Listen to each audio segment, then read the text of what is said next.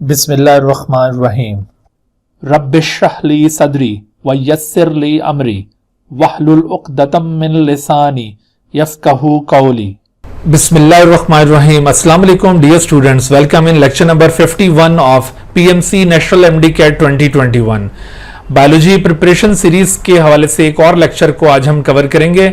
आज अगेन हम variation in genetics के सिलसिले को आगे बढ़ाते हुए इस लेक्चर में जो हमारे लर्निंग ऑब्जेक्टिव्स हैं वो कुछ इस तरह से अरेंज किए हैं कि सबसे पहले हम सेक्स डिटर्मिनेशन की बात करेंगे। अगरचे ये टॉपिक भी पीएमसी के सिलेबस में डायरेक्टली गिवन नहीं है, लेकिन इस साल की जो रिवायत पीएमसी ने अभी बरकरार रखी हुई है, जितने भी टेस्ट अब तक कंडक्ट किए हैं, तो स्टूडेंट्स की तरफ से उन टेस्ट के हवाले से जो फीडबैक हमें रिसीव हुई है उसमें ये पता चल रहा है कि सेक्स डिटर्मिनेशन से भी क्वेश्चन पूछे जा रहे हैं। तो इस वजह से सेक्स डिटर्मिनेशन के टॉपिक को भी हमने अपने डिस्कशन में शामिल किया ताकि यहाँ से अराइज होने वाले क्वेश्चन आप इजीली सॉल्व कर सकें। इसके अलावा यहाँ पर हम सेक्स लिंकेज इन ड्रोसोफिला की बात करेंगे। ये भी बड़ा अहम टॉपिक है और इसमें से कई सवालात बनते होते हैं। इन सारी बातों को हमने इस लेक्चर के अंदर कवर करना है, तो आप एंड तक हमारे साथ रहिए। आप देखेंगे कि इन टॉपिक्स से जो मुख्तलिफ किस्म के क्वेश्चंस पीएमसी ने पूछे हैं और इसके अलावा पूछे जा सकते हैं वो किस तरह से सॉल्व किए जाएंगे, आपकी तवज्जो यहाँ पर बरकरार है तो इंशाल्लाह आप उन क्वेश्चन से अच्छी तरह से फैमिलियर हो जाएंगे। तो आइए लेक्चर का हम बाकायदा आगाज करते हैं जी। तो सबसे पहले हम सेक्स डिटर्मिनेशन की बात करेंगे। सेक्स डिटर्मिनेशन क्या होता है? जिस तरह से हमारे बॉडीज के और दूसरे ट्रेट्स की इनहेरिटेंस होती है कि मदर और फादर में वो ट्रेट्स डिफरेंट फिनोटाइप्स में एग्जिस्ट कर रहे होते हैं, इसी तरह से इंडिविजुअल का सेक्स यानी इंडिविजुअल मेल होगा या फीमेल, यानी अपने फादर की तरह वो मेलनेस को इनहेरिट करेगा वो इंडिविजुअल, या फिर वो अपनी मदर की तरह फीमेलनेस को इनहेरिट करेगा। तो इस इनहेरिटेंस ऑफ सेक्स फिनोटाइप का भी एक डेफिनेट पैटर्न होता है, तो इसी पैटर्न को सेक्स डिटर्मिनेशन कहा जाता है। The mode of inheritance of sex phenotype is called sex determination. Sex determination unlike many other traits जो कि आमतौर पर जीन्स के जरिए कंट्रोल हो रहे होते हैं, सेक्स डिटर्मिनेशन जीन्स के बजाय क्रोमोसोम के पैटर्न या क्रोमोसोम के कॉम्प्लीमेंट से या क्रोमोसोम नंबर से डिटरमिन हो रहा होता है। यहां पर अगरचे कुछ केसेस में जीन्स भी इन्वॉल्व होते हैं, but specific set of chromosome अमूमन सेक्स की डिटर्मिनेशन में इन्वॉल्व हो रहा होता है। दरअसल सेक्स डिटर्मिनेशन का क्वेश्चन उस वक्त अराइज हुआ जब सेक्स क्रोमोसोम की डिस्कवरी हुई। मॉर्गन, इसके हवाले से हम पहले भी एक दो दफा जिक्र कर चुके हैं, मॉर्गन एक बहुत बड़ा जेनेटिसिस्ट गुजरा है। मेंडल के बाद जो सबसे ज्यादा फेमस जेनेटिसिस्ट गुजरा है वो ये मॉर्गन ही था कन्वेंशनल जेनेटिक्स के अंदर, अगरचे उसके बाद फिर मॉडर्न जेनेटिक्स में और बहुत सारे साइंटिस्ट का कंट्रीब्यूशन है, लेकिन बहरहाल जो एक कन्वेंशनल जेनेटिक्स है, रवायती जेनेटिक्स, उसके अंदर मॉर्गन का बहुत बड़ा कंट्रीब्यूशन है। तो मॉर्गन ने ये सेक्स क्रोमोसोम्स को डिस्कवर किया था ड्रोसोफिला के अंदर। उसने ड्रोसोफिला के क्रोमोसोम्स का कैरियोटाइप स्टडी करते हुए, कैरियोटाइप कहते हैं किसी भी इंडिविजुअल के तमाम क्रोमोसोम्स की एक डेफिनेट एरे को, अगर आप किसी इंडिविजुअल के तमाम क्रोमोसोम्स को इस तरह से अरेंज कर दें किसी डेफिनेट पैटर्न पर, अमूमन साइज के लिहाज से हम कैरियोटाइप के अंदर क्रोमोसोम्स को अलाइन करते होते हैं। तो अगर कैरियोटाइप स्टडी किया जाए तो जब मॉर्गन ने ड्रोसोफिला का कैरियोटाइप स्टडी किया तो वो सरप्राइज हुआ कि मेल और फीमेल ड्रोसोफिला के कैरियोटाइप में सिर्फ एक पेयर में डिफरेंस दिखाई दे रहा है, बाकी पेयर्स दोनों इंडिविजुअल्स के अंदर बिल्कुल सेम हैं। तो ऐसे इंडिविजुअल्स जो ऐसे क्रोमोसोमल पेयर्स जो दोनों इंडिविजुअल्स में मेल और फीमेल दोनों में बिल्कुल सेम हो उन्हें कहा जाता है ऑटोसोम। तो इस तरह से ये दो तरह के क्रोमोसोम्स को रिपोर्ट किया गया, एक ऑटोसोम्स और दूसरे सेक्स क्रोमोसोम्स। ऑटोसोम्स किन्हें कहा जाता है? Autosomes are those chromosomes which are same in male and female. जैसे मिसाल के तौर पर ड्रोसोफिला में ये क्रोमोसोम पेयर नंबर 1 ये एक ऑटोसोमल पेयर है जो यहां पर भी मौजूद है। फिर क्रोमोसोम पेयर नंबर 2 ये भी एक ऑटोसोमल पेयर है, ये 2 यहां पर भी एज इट इज मौजूद है। फिर क्रोमोसोम पेयर नंबर 3 ये जो छोटा सा डॉट टाइप का पेयर आपको नजर आ रहा है, दिस इज थर्ड पेयर और ये एज इट इज यहां पर भी मौजूद है। तो आपने देखा कि out of 4 pairs 3 pairs are similar in both male and female, इस वजह से इन 3 पेयर्स को ऑटोसोमल पेयर्स कहा जाएगा। लेकिन ये जो लास्ट पेयर आप देख रहे हैं मेल और फीमेल के अंदर, यहां पर फीमेल में आपको ये 2 रॉड शेप क्रोमोसोम की फॉर्म में ये लास्ट पेयर नजर आ रहा है, और जबकि मेल के अंदर एक रॉड शेप है फीमेल की तरह का, और दूसरा एक थोड़ा सा जे शेप या थोड़ा सा ये कर्व्ड क्रोमोसोम है। तो इस लास्ट पेयर को जो मेल और फीमेल के अंदर डिफरेंटली अपीयर हो रहा है, this last pair is called sex chromosomal pair. तो ये सेक्स क्रोमोसोमल पेयर होता है।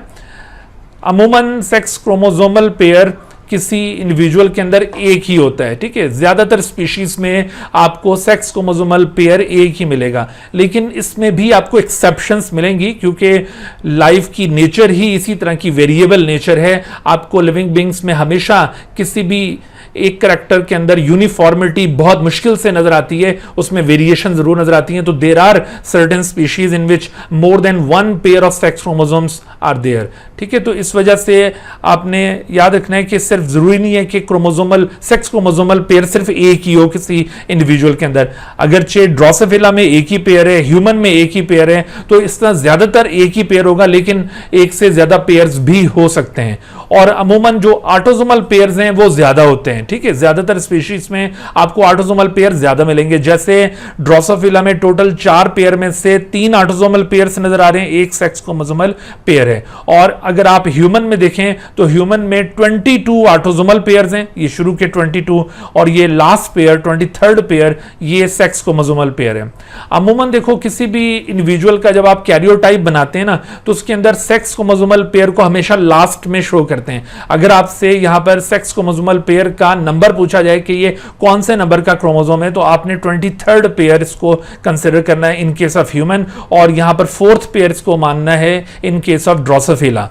बहरहाल ये जो सेक्स क्रोमोसोमल पेयर होता है जो मेल और फीमेल के अंदर डिफरेंटली अपीयर होता है, इसी के जरिए सेक्स की डिटर्मिनेशन होती है। जैसे आपको मैंने दिखाया कि फीमेल के अंदर this pair consist of 2 identical chromosomes, और इन 2 आइडेंटिकल क्रोमोसोम्स को यहां डेजिग्नेट किया गया है एज एक्स क्रोमोसोम। तो चूंकि ये दोनों आइडेंटिकल हैं, इस वजह से XX, तो females are generally represented by XX, और जबकि मेल के पास इस लास्ट पेयर के अंदर 1 क्रोमोसोम, इस लास्ट पेयर का वो फीमेल X की तरह का, इस वजह से इसको भी X ही कहा जाएगा। और दूसरा ये थोड़ा सा कर्व्ड, इससे मुख्तलिफ था, तो इसको Y के नाम से पुकारा जाता है।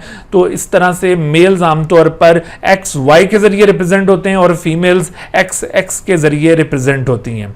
अच्छा, ये भी कोई हार्ड एंड फास्ट रूल नहीं है कि हमेशा मेल XY हो और फीमेल XX हो।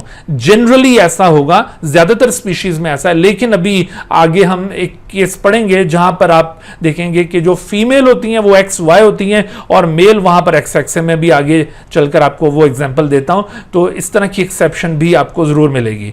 बहरहाल ह्यूमन के अंदर या फिर ये ड्रोसोफिला में XX फीमेल के लिए होगा और XY ये मेल को रिप्रेजेंट करता होगा। अब ये जो आपने कैरियोटाइप्स ऑब्जर्व किए, इन कैरियोटाइप के हवाले से भी आपसे क्वेश्चन पूछे जाते हैं। मिसाल के तौर पर जैसे आपसे पूछा जाए कि ये किसी भी फीमेल के अंदर जो 2 X क्रोमोसोम्स मौजूद होते हैं, बताइए ये उसके फादर से उसको दोनों मिलें या उसकी मदर से दोनों मिलें, या एक फादर से और एक मदर से, या फिर ये दोनों X क्रोमोसोम ये मदर और फादर से इनहेरिट नहीं हुए, ये इसके अंदर ही म्यूटेशन की वजह से ओरिजिनेट हो गए। इस तरह की कोई ऑप्शंस बनाकर आपसे पूछा जा सकता है। तो याद रखिए कि हमारे बॉडी के अंदर ये जितने भी होमोलोगस क्रोमोसोम्स हैं, हर होमोलोगस पेयर ऑफ क्रोमोसोम का एक मेंबर मैटरनल क्रोमोसोम होता है और एक मेंबर पैटर्नल क्रोमोसोम होता है, ठीक है। मैटरनल का मतलब है कि जो मदर से हमें हासिल होता है, और पैटर्नल का मतलब है जो फादर से हमें हासिल होता है। तो अब आप देखिए ये जो XX क्रोमोसोम का पेयर किसी फीमेल इंडिविजुअल के अंदर मौजूद है, ऑब्वियसली इसका भी एक मेंबर इसकी मदर से और दूसरा मेंबर इसके फादर से हासिल होगा। बिल्कुल इसी तरह से ये आप देखिए किसी भी मेल इंडिविजुअल के अंदर भी जो लास्ट पेयर है XY, उसमें एक क्रोमोसोम मदर से और एक क्रोमोसोम फादर से हासिल हुआ होगा, ठीक है। लेकिन यहां पर देखो मेल के अंदर तो हम यूं बिल्कुल प्रेडिक्ट कर सकते हैं कि ये X क्रोमोसोम इसकी मदर ने इसको कंट्रीब्यूट किया और ये वाई क्रोमोसोम इसके फादर ने इसको कंट्रीब्यूट किया। लेकिन फीमेल के पास जो 2 एक्स क्रोमोसोम्स हैं उनमें से कौन सा एक्स क्रोमोसोम मदर से और कौन सा एक्स फादर से इनहेरिट हुआ है, ये यूं प्रिडिक्ट नहीं किया जा सकता। यूं खाली शेप देखकर या फिर इस तरह से आपको कोई डायग्राम दिखाकर पूछा जाए कि बताओ कि ये 2 एक्स में से कौन से वाला एक्स, यूं इस तरह नंबरिंग करके आपसे यूं पूछा जाए कि ये x1 है और ये x2 है, तो बताएं इनमें से कौन सा जो है वो फादर से और कौन सा मदर से इनहेरिट हुआ है। तो ये हम यूं प्रिडिक्ट नहीं कर सकते। अलबत्ता अगर मेल के मुतालिक ऐसी बात पूछी जाए, यूं दोनों को अलग अलग करके पूछा जाए कि ये मेल के x और y में से x किसने कंट्रीब्यूट किया और y किसने कंट्रीब्यूट किया, तो ये चीज बिल्कुल प्रिडिक्टेबल है। ठीक हो गया। तो इस तरह से मॉर्गन ने जब ये सेक्स क्रोमोसोम्स को डिस्कवर किया, ये 1910 की बात है, उसके बाद फिर ये सेक्स डिटर्मिनेशन के मैकेनिज्म्स को इन्वेस्टिगेट किया जाने लगा और फिर मुख्तलिफ patterns of sex determination appear हुए। तो आइए देखते हैं कि जो इसमें से मेजर पैटर्न्स हैं सेक्स डिटर्मिनेशन के वो कौन कौन से हैं। हम खास तौर पे एनिमल्स के अंदर इन major methods of sex determination को डिस्कस करने जा रहे हैं। सबसे पहले आपके सामने X0 XX type of sex determination show की जा रही है और इसकी एग्जांपल हम ले रहे हैं ग्रॉस हॉपर से। ठीक है, ग्रॉस हॉपर, ना सिर्फ ग्रॉस हॉपर बल्कि बहुत सारे दूसरे इंसेक्ट्स भी इस तरह का pattern of sex determination show कर रहे होते हैं। अच्छा, एक बात यहां पर आपने याद रखनी है कि जो भी कोई इस तरह सेक्स डिटर्मिनेशन मैकेनिज्म की हेडिंग हम बना रहे होते हैं तो उस हेडिंग में लेफ्ट साइड पर हमने जो ये सिंबल शो किया हुआ होता है वो दरअसल मेल का सिंबल होता है लेफ्ट साइड पर, और राइट साइड पर अमूमन फीमेल को इंडिकेट किया हुआ होता है। तो ये XO is the representation of male individual whereas XX is the representation of female. अभी हम मजीद पैटर्न ऑफ सेक्स डिटर्मिनेशन भी देखेंगे। हर केस में आप इस बात को याद रखिएगा कि किसी भी हेडिंग में जो लेफ्ट साइड का सिंबल होगा वो दरअसल मेल को रिप्रेजेंट कर रहा होगा और राइट साइड का सिंबल वो फीमेल को रिप्रेजेंट कर रहा होगा। ये एक स्टैंडर्ड है इस तरह पैटर्न ऑफ सेक्स डिटर्मिनेशन की हेडिंग के लिखने का। तो बहरहाल देखिए कि ग्रास हॉपर जिसमें ये पैटर्न पाया जाता है, ये पैटर्न कौन से एनिमल्स में पाया जाता है, तो आपने याद रखना है कि इन एनिमल्स की पहचान यह है कि इन एनिमल्स में मेल और फीमेल में क्रोमोसोम नंबर में फर्क होता है। देखो, नॉर्मली आपने पढ़ा होगा कि मेल और फीमेल इंडिविजुअल बिल्कुल एक जैसा क्रोमोसोम नंबर रखते हैं, लेकिन ये आपको एक्सेप्शन इस केस में भी नजर आएंगी कि ऐसी स्पीशीज जिसमें मेल फीमेल के मुकाबले में 1 less number of chromosome contain करता हो, यानी मिसाल के तौर पर फीमेल के क्रोमोसोम नंबर को हम 2n से रिप्रेजेंट करें, ये फीमेल है सपोज, तो मेल जो होगा इस स्पीशी का जहां ये पैटर्न पाया जाता है तो male will be represented by, male को आप 2n-1 से रिप्रेजेंट करेंगे, यानी उनके पास एक क्रोमोसोम हमेशा कम होगा। जैसा कि आप देखिए ग्रॉस हॉपर के अंदर, तो ग्रॉस हॉपर में आपके सामने ये जो XX यहां पर शो किया हुआ है, तो XX दरअसल ये फीमेल को रिप्रेजेंट कर रहा है, फीमेल, तो फीमेल के पास एक क्रोमोसोम एक्स्ट्रा है, जबकि मेल को हमने XO के साथ शो किया तो यहां देखिए कि मेल के पास एक क्रोमोसोम कम है। दरअसल ये जो ग्रॉस हॉपर है या इसी तरह से और कई एक एनिमल, तो इनके पास जितने भी क्रोमोसोम्स हों उनमें से एक chromosomal pair sex chromosomal pair होगा और बाकी सारे ऑटोसोमल पेयर होंगे, और फीमेल के अंदर उस सेक्स क्रोमोसोमल पेयर के दोनों क्रोमोसोम्स मौजूद होंगे, लेकिन मेल में उस सेक्स क्रोमोसोमल पेयर का एक ही क्रोमोसोम मौजूद होगा, दूसरा क्रोमोसोम मिसिंग है। यानी यहां पर कौन सा क्रोमोसोम मिसिंग है? Y chromosome. ठीक है, तो Y chromosome is not present in the male, बल्कि इस स्पीशी में वाई क्रोमोसोम है ही कोई नहीं।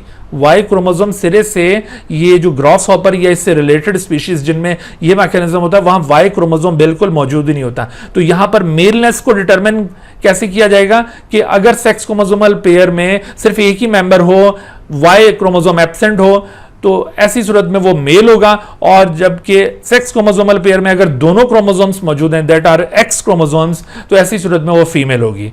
तो यहां पर चूंकि एक क्रोमोसोम मिसिंग है यहां मेल इंडिविजुअल के अंदर, तो एक क्रोमोसोम मिसिंग को यहां पर हम ओ से रिप्रेजेंट करें।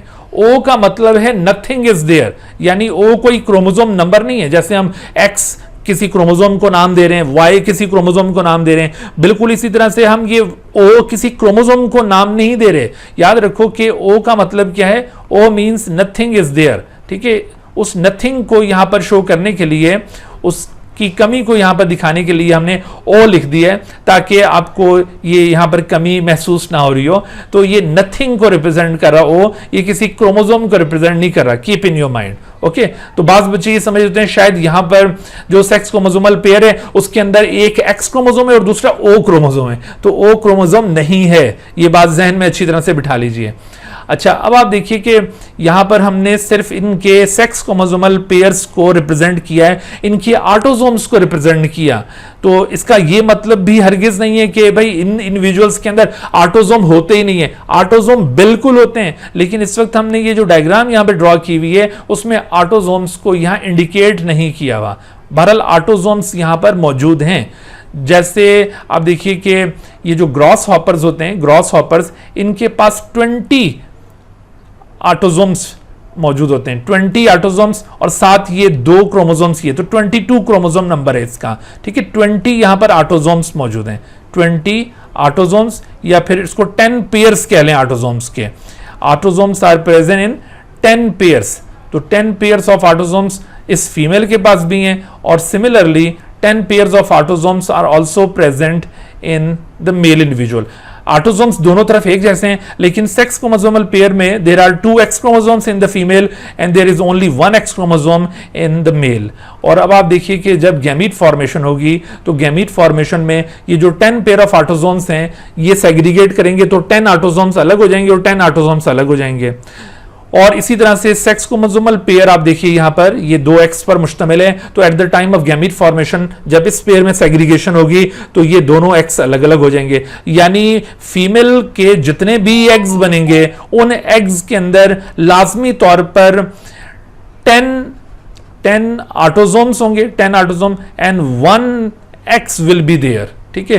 तो ये 10 + 1 यानी 11 क्रोमोसोम्स पर मुश्तमिल ये फीमेल गैमेट्स होंगे। All the female gametes will contain 11 chromosomes in which 10 autosomes and 1 X chromosome will be there. But यहां पर मेल के अंदर जो गैमेट्स बनेंगे तो इन 10 पेयर ऑफ ऑटोसोम में से 10 ऑटोसोम्स अलग हो जाएंगे, ठीक है। ये 10 ऑटोसोम्स ये यहां पर आ गए 10 ऑटोसोम्स, और दूसरी तरफ ये एक एक्स क्रोमोसोम आया, ठीक है। ये 10 ऑटोसोम और प्लस 1 एक्स क्रोमोसोम, तो ये 1 एक्स यहां पर टोटल हो गए ये 11 क्रोमोसोम्स। और इसी तरह से आप देखिए कि यहां पर ये ओ का मतलब है नथिंग, ठीक है, ओ मींस नथिंग, तो यहां पर कोई एक्स भी नहीं है और कोई दूसरा भी नहीं है, यानी इसका मतलब है कि देयर इज ओनली ऑटोसोम। तो आप बच्चों याद रखें कि ये कोई ऐसा गैमेट नहीं है कि जिसमें कोई क्रोमोसोम हो ही ना, इसमें क्रोमोसोम्स हैं लेकिन सिर्फ ऑटोसोम्स हैं। और कितने ऑटोसोम्स हैं? जैसे 10 ऑटोसोम्स हैं और उसके साथ कोई एक्स क्रोमोसोम नहीं है और ना ही वाई है। तो इसका मतलब है कि यहां पर टोटल किया जाए तो इसमें हम ये 0 ऐड कर दें, ठीक है, +0, तो ये ऐड किया तो इसके बाद टोटल क्रोमोसोम्स की तादाद हो जाएगी 10।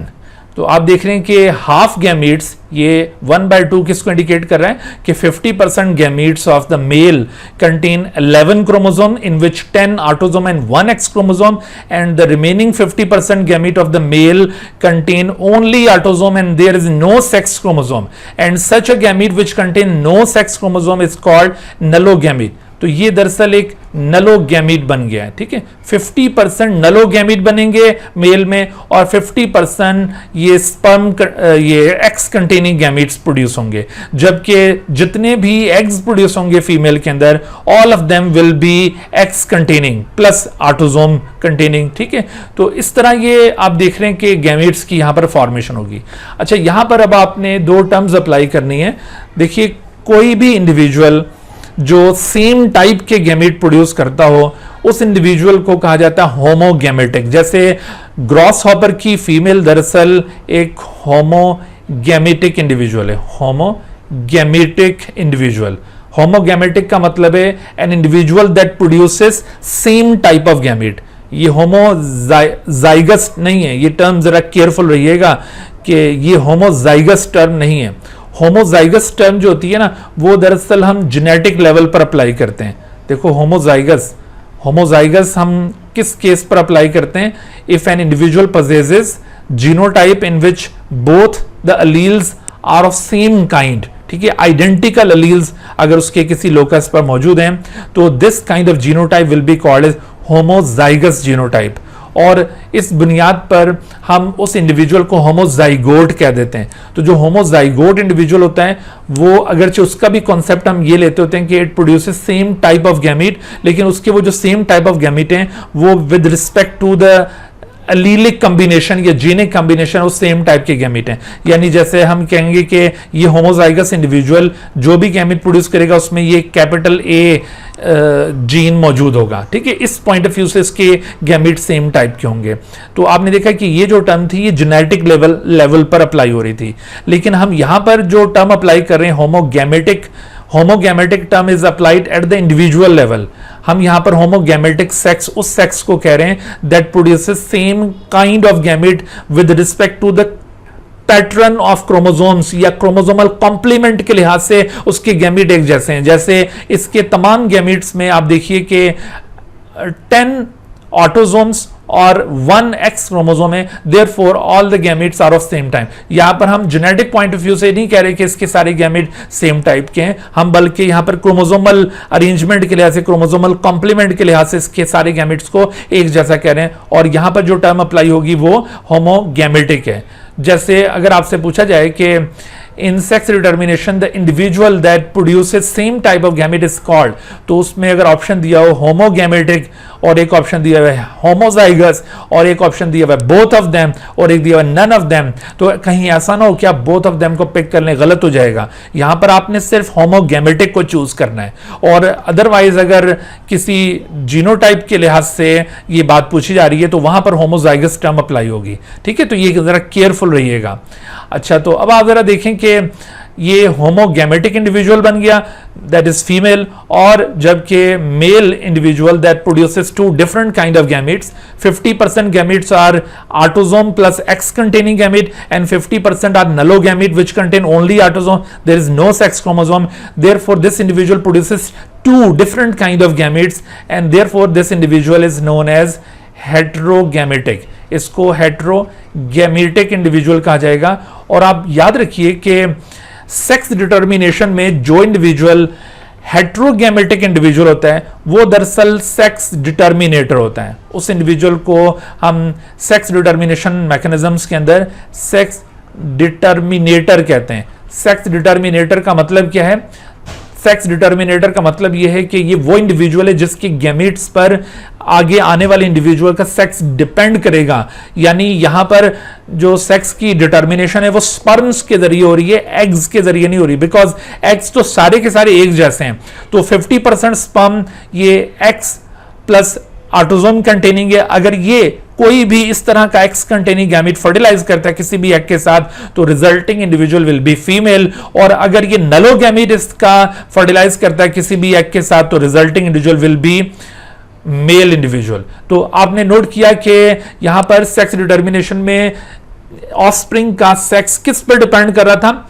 मेल इंडिविजुअल पर, मेल पेरेंट के ऊपर डिपेंड कर रहा था। ठीक है, male parent is responsible for the determination of sex in this case. ये जो ग्रॉस हॉपर का केस हमने पढ़ा या X0 XX टाइप हमने डिस्कस की है। और दूसरी बात यहां पर आप ये याद रखिए कि अगर आपसे पूछा जाए कि what is the ratio of female and male sexes in grasshopper या फिर ये XOXX टाइप मैकेनिज्म के अंदर मेल टू फीमेल यहां पर ऑफस्प्रिंग में क्या रेशो पाया जाता है, तो वो 1:1 है। और अगर यहां पर प्रोपोर्शन पूछा जाए या प्रोबेबिलिटी पूछी जाए कि भाई व्हाट इज द प्रोबेबिलिटी और proportion of female offspring in gross hopper, तो ग्रॉस हॉपर में जब भी मेटिंग होगी तो फीमेल ऑफस्प्रिंग की प्रोबेबिलिटी 50% होगी और 50% will be the probability of the male offspring, यानी इक्वल चांस है मेल या फीमेल के पैदा होने का। तो ये वाली बातें सारी यहां पर याद रखने वाली हैं।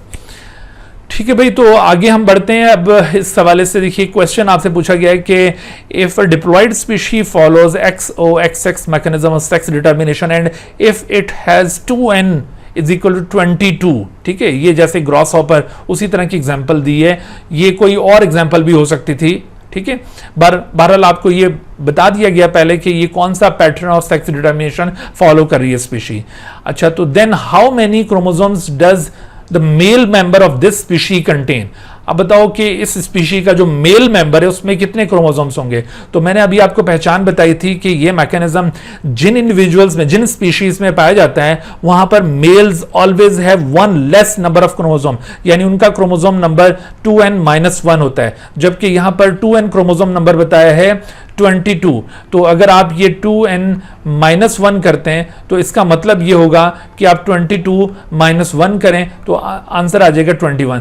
Therefore the 21 is the right answer. ठीक है भाई, तो इस तरह से आपने ये सी आंसर को पिक किया, this is the right answer in this case. यहां पर कोई और XYZ स्पीशी भी हो सकती है, अगर कोई भी स्पीशी होगी तो उसके मुतालिक आपको इस तरह की कोई बेसिक इंफॉर्मेशन दी जाएगी और उसकी बुनियाद पर यह सवाल पूछा जाएगा।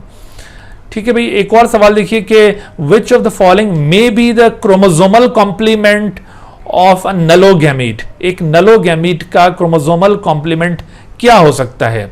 तो क्या एक नलोगैमीट ऑटोसोम प्लस X पर मुश्तमिल हो सकता है, या एक नलोगैमीट ऑटोसोम प्लस Y पर मुश्तमिल हो सकता है, या फिर एक नलोगैमीट ये ओनली ऑटोसोम्स पर मुश्तमिल हो सकता है, या एक नलोगैमीट ओनली X सेक्स क्रोमोसोम्स पर मुश्तमिल हो सकता है। तो यहां पर देखो बेटे दो पॉसिबिलिटीज हैं। अभी हमने दो पॉसिबिलिटीज, यहां पर बात हो रही है नलोगैमीट की, तो नलोगैमीट में एक ही पॉसिबिलिटी है, और वो क्या पॉसिबिलिटी है? वो पॉसिबिलिटी है कि उसमें सिर्फ ऑटोसोम्स होंगे, सेक्स क्रोमोसोम कोई नहीं होगा। तो राइट आंसर यहां पर ये सी बनेगा। लेकिन अगर यहां पर बजाय नलोगैमीट पूछने के यहां पर स्पर्म्स का पूछ लिया जाता है, कॉम्प्लीमेंट ऑफ अ स्पर्म, जैसे यहां पर पूछा जाता है कि which of the following may be the chromosomal complement of sperm of grasshopper. ठीक है, अगर ऐसे करके पूछा जाता है स्पर्म ऑफ ग्रास हॉपर, तो फिर आप क्या पिक करते हैं? तो ऐसी सूरत में स्पर्म ऑफ ग्रास हॉपर में ऑटोसोम प्लस X ये भी पॉसिबिलिटी थी। ठीक है, और इसी तरह से ये नलोगैमिट वाली भी पॉसिबिलिटी थी, फिर ये दोनों पॉसिबिलिटीज बन जाती। लेकिन चूंकि यहां पर सिर्फ नलोगैमिट के मुतालिक पूछा है तो राइट आंसर सिर्फ यही होगा, क्योंकि नलोगैमिट में कोई X क्रोमोसोम नहीं होता। अच्छा, उसके बाद फिर एक और पैटर्न ऑफ सेक्स डिटर्मिनेशन देखते हैं, XY-XX टाइप कहा जाता है इसे। तो XY-XX type is also known as XY male mechanism. इसको XY male mechanism of sex determination भी कहा जाता है। XY male mechanism of sex determination ये कहां पाया जाता है? ये ज्यादातर मैमल्स के अंदर आपको ये टाइप मिलेगी, इंक्लूडिंग ह्यूमन बीइंग। हम यहां पर ह्यूमन की एग्जांपल कोट करते हुए इस टाइप को एक्सप्लेन करते हैं। देखिए, ह्यूमन का क्रोमोसोम नंबर क्या है? ह्यूमन एक डिप्लॉयड स्पीशी और हमारा क्रोमोसोम नंबर है 46। तो जैसे आप ये देखिए, ये फीमेल है तो इस फीमेल के पास भी 46 क्रोमोसोम्स हैं, and this is male, male also has 46 chromosome. तो ये जो 46 क्रोमोसोम्स हैं उनका यहाँ पर कॉम्प्लीमेंट क्या है? यहाँ पर इसका कॉम्प्लीमेंट है 44 प्लस XX। ठीक है, 44 क्या चीज है? ऑटोसोम्स और 2 X क्रोमोसोम्स, और ये 46 क्रोमोसोम मेल के अंदर किस तरह से अपीयर होते हैं? 44 प्लस XY। ठीक है, ये इस तरह से क्रोमोसोमल कॉम्प्लीमेंट है। क्रोमोसोमल कॉम्प्लीमेंट का मतलब ये होता है कि क्रोमोसोम्स किस तरह से अरेंज्ड हैं, यानी कितने ऑटोसोम्स हैं और कितने सेक्स क्रोमोसोम्स हैं, और सेक्स क्रोमोसोम में कितने X हैं कितने Y हैं। जब ये वाली इंफॉर्मेशन कहीं पर दिखाई जा रही होती है तो उसको हम क्रोमोसोमल कॉम्प्लीमेंट कहते हैं। तो अब आप देखिए कि ये फीमेल का क्रोमोसोमल कॉम्प्लीमेंट और ये मेल का क्रोमोसोमल कॉम्प्लीमेंट आपको दिखाया गया है, और इस क्रोमोसोमल कॉम्प्लीमेंट में आप अब इजीली डिस्टिंग्विश कर सकते हैं कि मेल और female both have same number of chromosome, और लेकिन यहां पर जो फीमेल है वो दरअसल एक होमोगैमेटिक के तौर पर अपीयर हो रही है। होमोगैमेटिक यानी ये सेम टाइप के गैमेट प्रोड्यूस करेगी। All the gametes contain 1X and 22 autosome. X की तादाद कितनी होगी? 1, और ऑटोसोम्स की तादाद कितनी होगी? Autosomes will be 22। तो इस तरह से टोटल किया जाए तो 22 plus 1 23 chromosomes are present in human egg. ठीक है, ह्यूमन के तमाम एग्स के अंदर ये क्रोमोसोमल कॉम्प्लीमेंट आपको मिलेगा। और इसी तरह से यहां पर स्पर्म्स में देखिए तो आप देख रहे हैं कि मेल इंडिविजुअल ये हेट्रोगैमेटिक इंडिविजुअल के तौर पर अपीयर हो रहा है, हेट्रोगैमेटिक, और इस हेट्रोगैमेटिक इंडिविजुअल में दो तरह की गैमेट्स प्रोड्यूस करने की सलाहियत है। आधे गैमेट्स में आपको एक एक्स क्रोमोसोम और बकाया इसमें आपको ऑटोसोम्स मिल रहे हैं 22 ऑटोसोम्स, तो इस तरह से टोटल वही 23। और यहां पर भी आप देखिए एक वाई क्रोमोसोम और दूसरा आप देख रहे हैं कि ऑटोसोम्स की तादाद अगेन 22 है। तो ऑटोसोम ये तमाम स्पर्म्स के अंदर एक जैसे हैं, लेकिन आधे स्पर्म्स के अंदर ऑटोसोम्स के साथ एक्स मौजूद है और आधे स्पर्म्स के अंदर ऑटोसोम के साथ वाई क्रोमोसोम मौजूद है। तो अगर अब देखो चूंकि यहां पर 2 टाइप के गैमेट्स हैं तो सेक्स डिटर्मिनेटर मेल बन गया।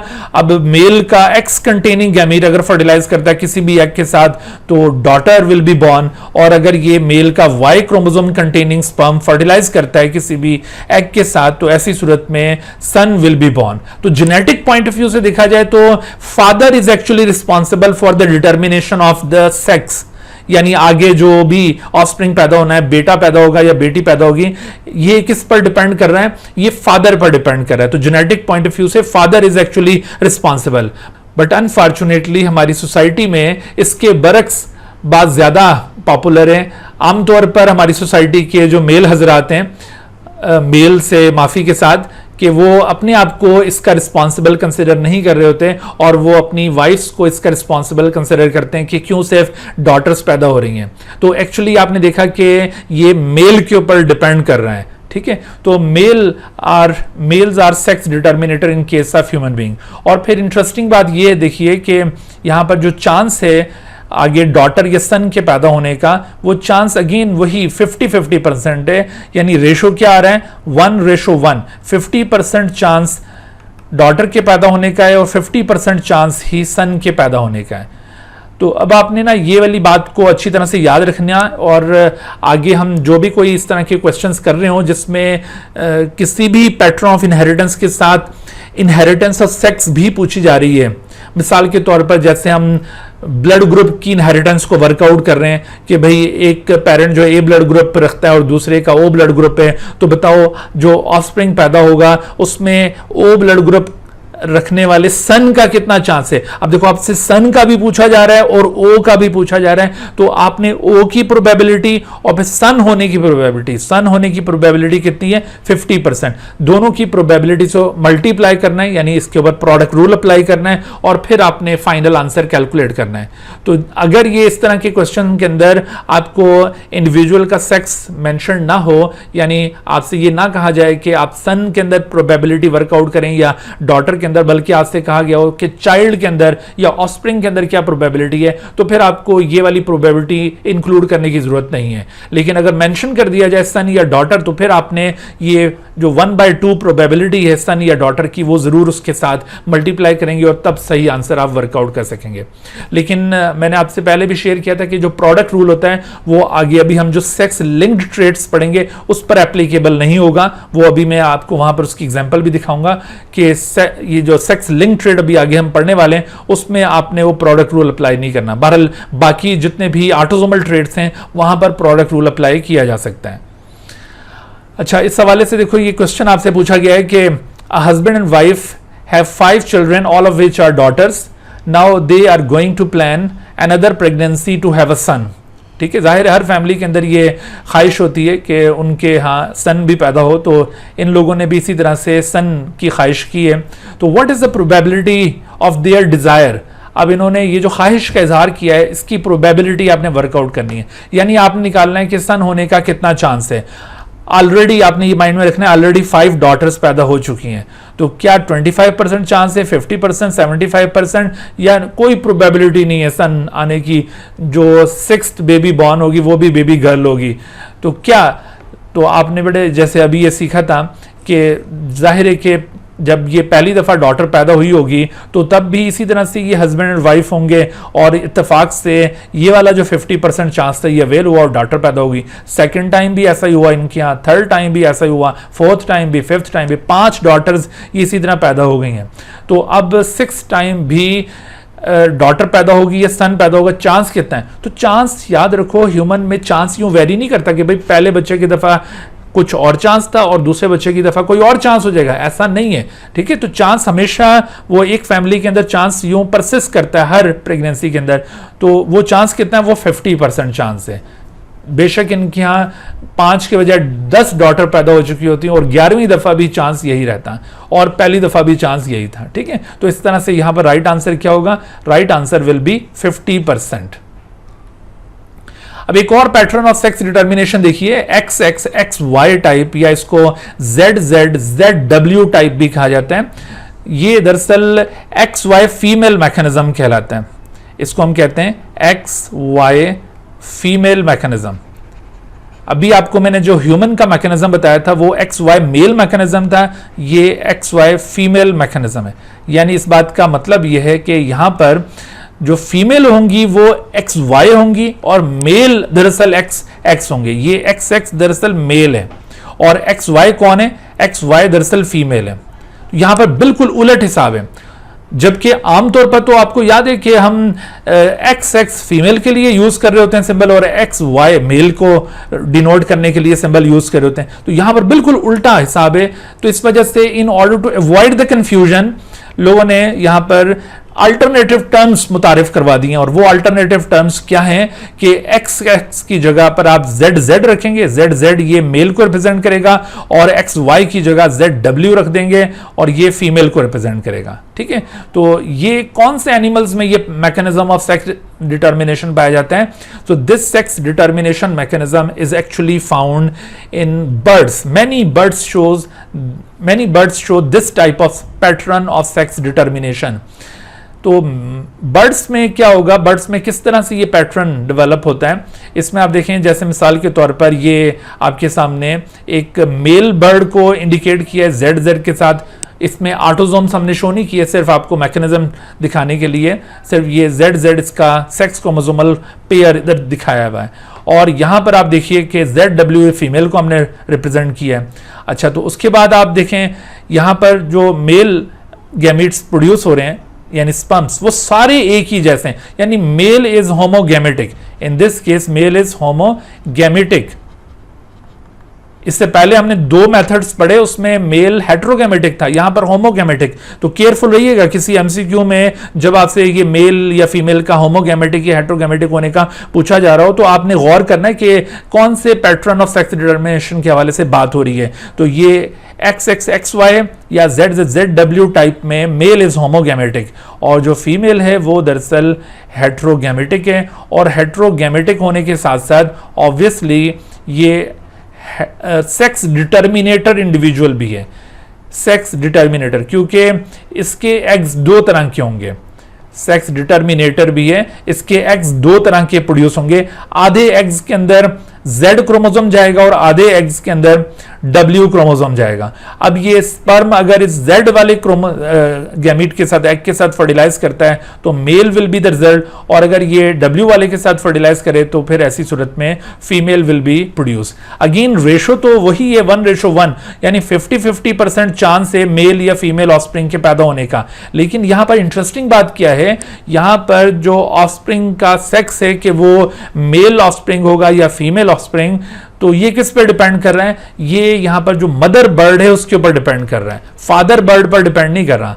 यहां पर हो सकता है बर्ड्स में अगर ये अपनी जो वाइफ्स होती हैं, ये मेल बर्ड्स अपनी वाइफ्स के ऊपर अगर इल्ज़ाम लगाएं कि तुम्हारी वजह से ये सारी फीमेल बर्ड्स आ रही हैं या मेल बर्ड्स आ रहे हैं, तो यहां पर ये बात बिल्कुल जायज़ है। लेकिन इंसान के केस में ये हरगिज़ जायज़ नहीं है, क्योंकि इंसान में आपने देखा कि male is actually sex determinator individual. अच्छा, उसके बाद आगे देखते हैं हम। यहां पर अभी हमने ड्रोसोफिला का जिक्र नहीं किया। अगर आप बुक के अंदर ये पैटर्न ऑफ सेक्स डिटर्मिनेशन को रीड कर रहे होंगे तो आप जब वो जो ह्यूमन का मैकेनिज्म हमने पढ़ा था, ये ह्यूमन मैकेनिज्म जिसमें XY XX टाइप पाई जाती है, तो यहां पर बुक में लिखा होगा कि ड्रोसोफिला में भी यही पैटर्न ऑफ सेक्स डिटर्मिनेशन पाया जाता है। ठीक है, लेकिन उसके बाद फिर क्योंकि अपरेंटली बेशक यही मैकेनिज्म नजर आता है हमें ड्रोसोफिला में अपरेंटली, लेकिन एक्चुअली फिर बुक के अंदर ही आगे इस बात की वजाहत की है कि एक्चुअली ड्रोसोफिला के अंदर एग्जैक्टली ह्यूमन वाला पैटर्न नहीं है। तो ड्रोसोफिला में असल पैटर्न ऑफ सेक्स डिटर्मिनेशन कौन सा है, इसको हम यहां पर अगर एनालाइज करें, अगर हम ह्यूमन के सेक्स डिटर्मिनेशन से इसको कंपेयर करें तो तब हमें अंदाजा होता है कि दोनों का पैटर्न डिफर कर रहा है। अपेरेंटली बेशक हम कह सकते हैं कि ड्रोसोफिला में भी वही मैकेनिज्म है जो ह्यूमन के अंदर है, लेकिन एक्चुअली ड्रोसोफिला में अगर पूछा जाए इन ट्रू सेंस तो Drosophila differs from human from the pattern of sex determination। जैसे आप देखिए कि अगर किसी ड्रोसोफिला में 2 एक्स क्रोमोसोम्स हों तो वो फीमेल होती है और ह्यूमन भी 2 एक्स के साथ फीमेल है, और अगर किसी ड्रोसोफिला में 1 एक्स और 1 वाई हो तो ये मेल ड्रोसोफिला, और ह्यूमन में भी अगर 1 एक्स और 1 वाई हो तो ये मेल। यानी यहां इन दोनों केसेस में तो ऐसा लग रहा है कि दोनों का पैटर्न ऑफ सेक्स डिटर्मिनेशन बिल्कुल एक जैसा है। इसी हवाले से हम कह रहे हैं कि भाई apparently both human and Drosophila have same pattern of sex determination, but actually मैं आपको कह रहा हूं कि डिफर करा। वो कैसे, इसका एविडेंस क्या है? आप देखिए कि ड्रोसोफिला में अगर कभी भी ये XO सिचुएशन आ जाए, XO का मतलब है कि जो मेल इंडिविजुअल उसके अंदर ये Y क्रोमोसोम मिसिंग हो और सिर्फ X मौजूद हो, बाकी क्रोमोसोमल कॉम्प्लीमेंट उसी तरह से हो, जैसा कि आपने देखा होगा ह्यूमन में बाजू का टर्नर सिंड्रोम हम उसको कहते हैं, तो टर्नर सिंड्रोम में ये XO सिचुएशन आ जाती है जिसको 2n-1 से डिनोट किया जाता है। तो अगर ये XO सिचुएशन किसी ड्रोसोफिला में आ जाए तो आपको इसका सेक्स मेल मिलेगा, लेकिन ह्यूमन में अगर ये टर्नर सिंड्रोम हो, ये 2n+1 सिचुएशन हो, तो आप याद रखो कि ह्यूमन कभी भी मेल नहीं होता इस क्रोमोसोमल कॉम्प्लीमेंट के साथ। ह्यूमन इस तरह का ह्यूमन जिसमें 2n-1 हो, जिसमें एक क्रोमोसोम मिसिंग हो, सिर्फ 1 एक्स मौजूद हो, यानी ह्यूमन के केस में ये 44+X होता है, 45 क्रोमोसोम पर मुश्तमिल, ये हमेशा फीमेल होती है, ये मेल कभी नहीं होता। लेकिन ड्रोसोफिला में ये हमेशा मेल इंडिविजुअल होगा। ठीक है, तो आपने नोट किया कि ह्यूमन में Y क्रोमोसोम की एब्सेंस में फीमेलनेस आ जाती है। Y chromosome is necessary for determination of maleness in the human के अंदर मेलनेस को डिटरमिन करने के लिए Y chromosome is necessary. Y chromosome है तो मेल ह्यूमन बनेगा, और अगर Y क्रोमोसोम एब्सेंट है तो फीमेल ह्यूमन बनेगा। क्योंकि आप देखिए यहां पर, आप देखें ये एक और सिचुएशन दिखाई हुई है, क्लाइनफेल्टर सिंड्रोम, आपने एक और केस पढ़ा होगा जिसमें 2n+1 सिचुएशन आ जाती है। 2n+1 जैसे ह्यूमन में 44+XXY, और इसी तरह से ड्रोसोफिला हो तो ड्रोसोफिला के अंदर क्या होगा, ड्रोसोफिला के केस में 6+XXY। तो यहां पर देखो 8 के बजाय 9 क्रोमोसोम है ड्रोसोफिला में, और यहां पर 46 के बजाय 47 क्रोमोसोम है। तो ये एक एक्स्ट्रा X क्रोमोसोम के आने की वजह से यहां पर देखो मेल, ये ह्यूमन के अंदर तो मेलनेस डेवलप होती है, बट ड्रोसोफिला के अंदर फीमेलनेस आ जाएगी। तो आपने अगेन नोट किया कि ह्यूमन में Y क्रोमोसोम आ गया तो ये मेल ह्यूमन डेवलप हुआ, बेशक 2X क्यों ना हो, लेकिन Y की मौजूदगी में ह्यूमन मेल डेवलप होगा, और Y अगर एब्सेंट है तो ह्यूमन फीमेल। बट ड्रोसोफिला में आपने नोट किया कि ड्रोसोफिला में Y ना हो तब भी मेल बन सकता है, और इवन अगर Y मौजूद है जैसे इस केस में तो तब भी ये फीमेल हो सकती है। तो अगर आपसे पूछा जाए कि भाई क्या ड्रोसोफिला में Y क्रोमोसोम का कोई रोल है सेक्स डिटर्मिनेशन में, तो actually Y chromosome has no role of sex determination in Drosophila.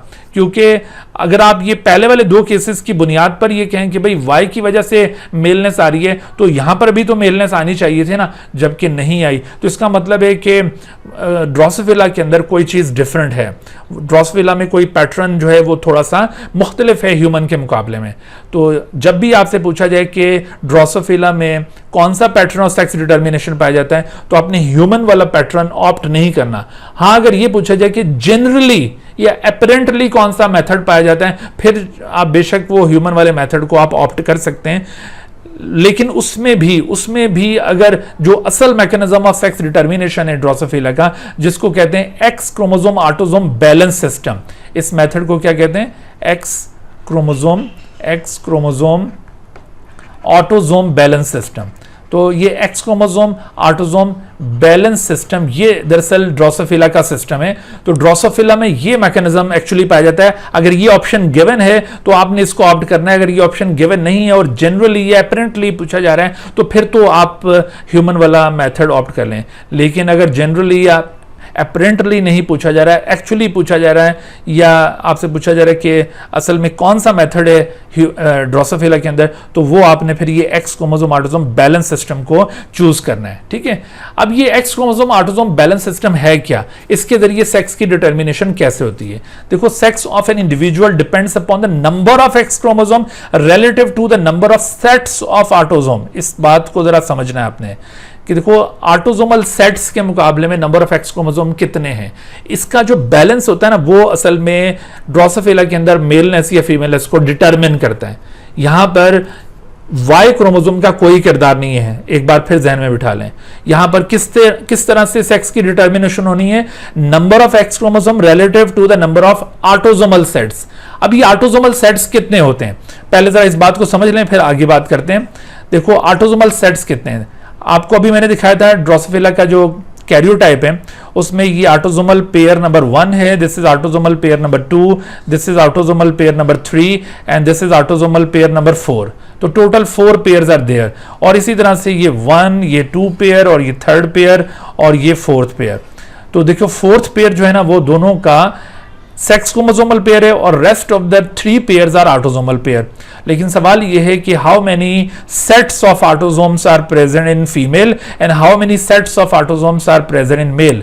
तो बच्चों याद रखो कि ऑटोसोम्स के सेट्स पूछे जा रहे हैं, ऑटोसोम के पेयर्स नहीं पूछे जा रहे। यहां पर बहुत बड़ी कंफ्यूजन ये होती है, बाज बच्चे ये ऑटोसोमल पेयर्स माइंड में सोच रहे होते हैं और वो फौरन काउंट कर रहे होते हैं 1 2 3, तो 3 इसका आंसर दे रहे होते हैं। यहां पर हम पेयर नहीं कह रहे, हम क्या कह रहे हैं, सेट्स ऑफ ऑटोसोम। तो ऑटोसोमल सेट्स कितने हैं, देखो ऑटोसोमल सेट्स हर एक पेयर के अंदर एक क्रोमोसोम मदर का होता है और एक फादर का होता है, एक मैटरनल एक पैटर्नल। ठीक है, दूसरे पेयर में भी एक मैटरनल एक पैटर्नल, तीसरे में भी एक मैटरनल एक पैटर्नल। इसका मतलब है कि ये जो 3 पेयर्स हैं, तीनों पेयर में से एक एक क्रोमोसोम मदर से आया और एक एक क्रोमोसोम फादर से आया। इसका मतलब यह हुआ कि एक सेट ऑटोसोम्स का मदर ने कंट्रीब्यूट किया, एक सेट ऑटोसोम्स का फादर ने कंट्रीब्यूट किया। तो अब बताओ कि ऑटोसोमल सेट्स की तादाद कितनी होगी, तो आपने अब कहना है 2। Autosomal sets are always 2।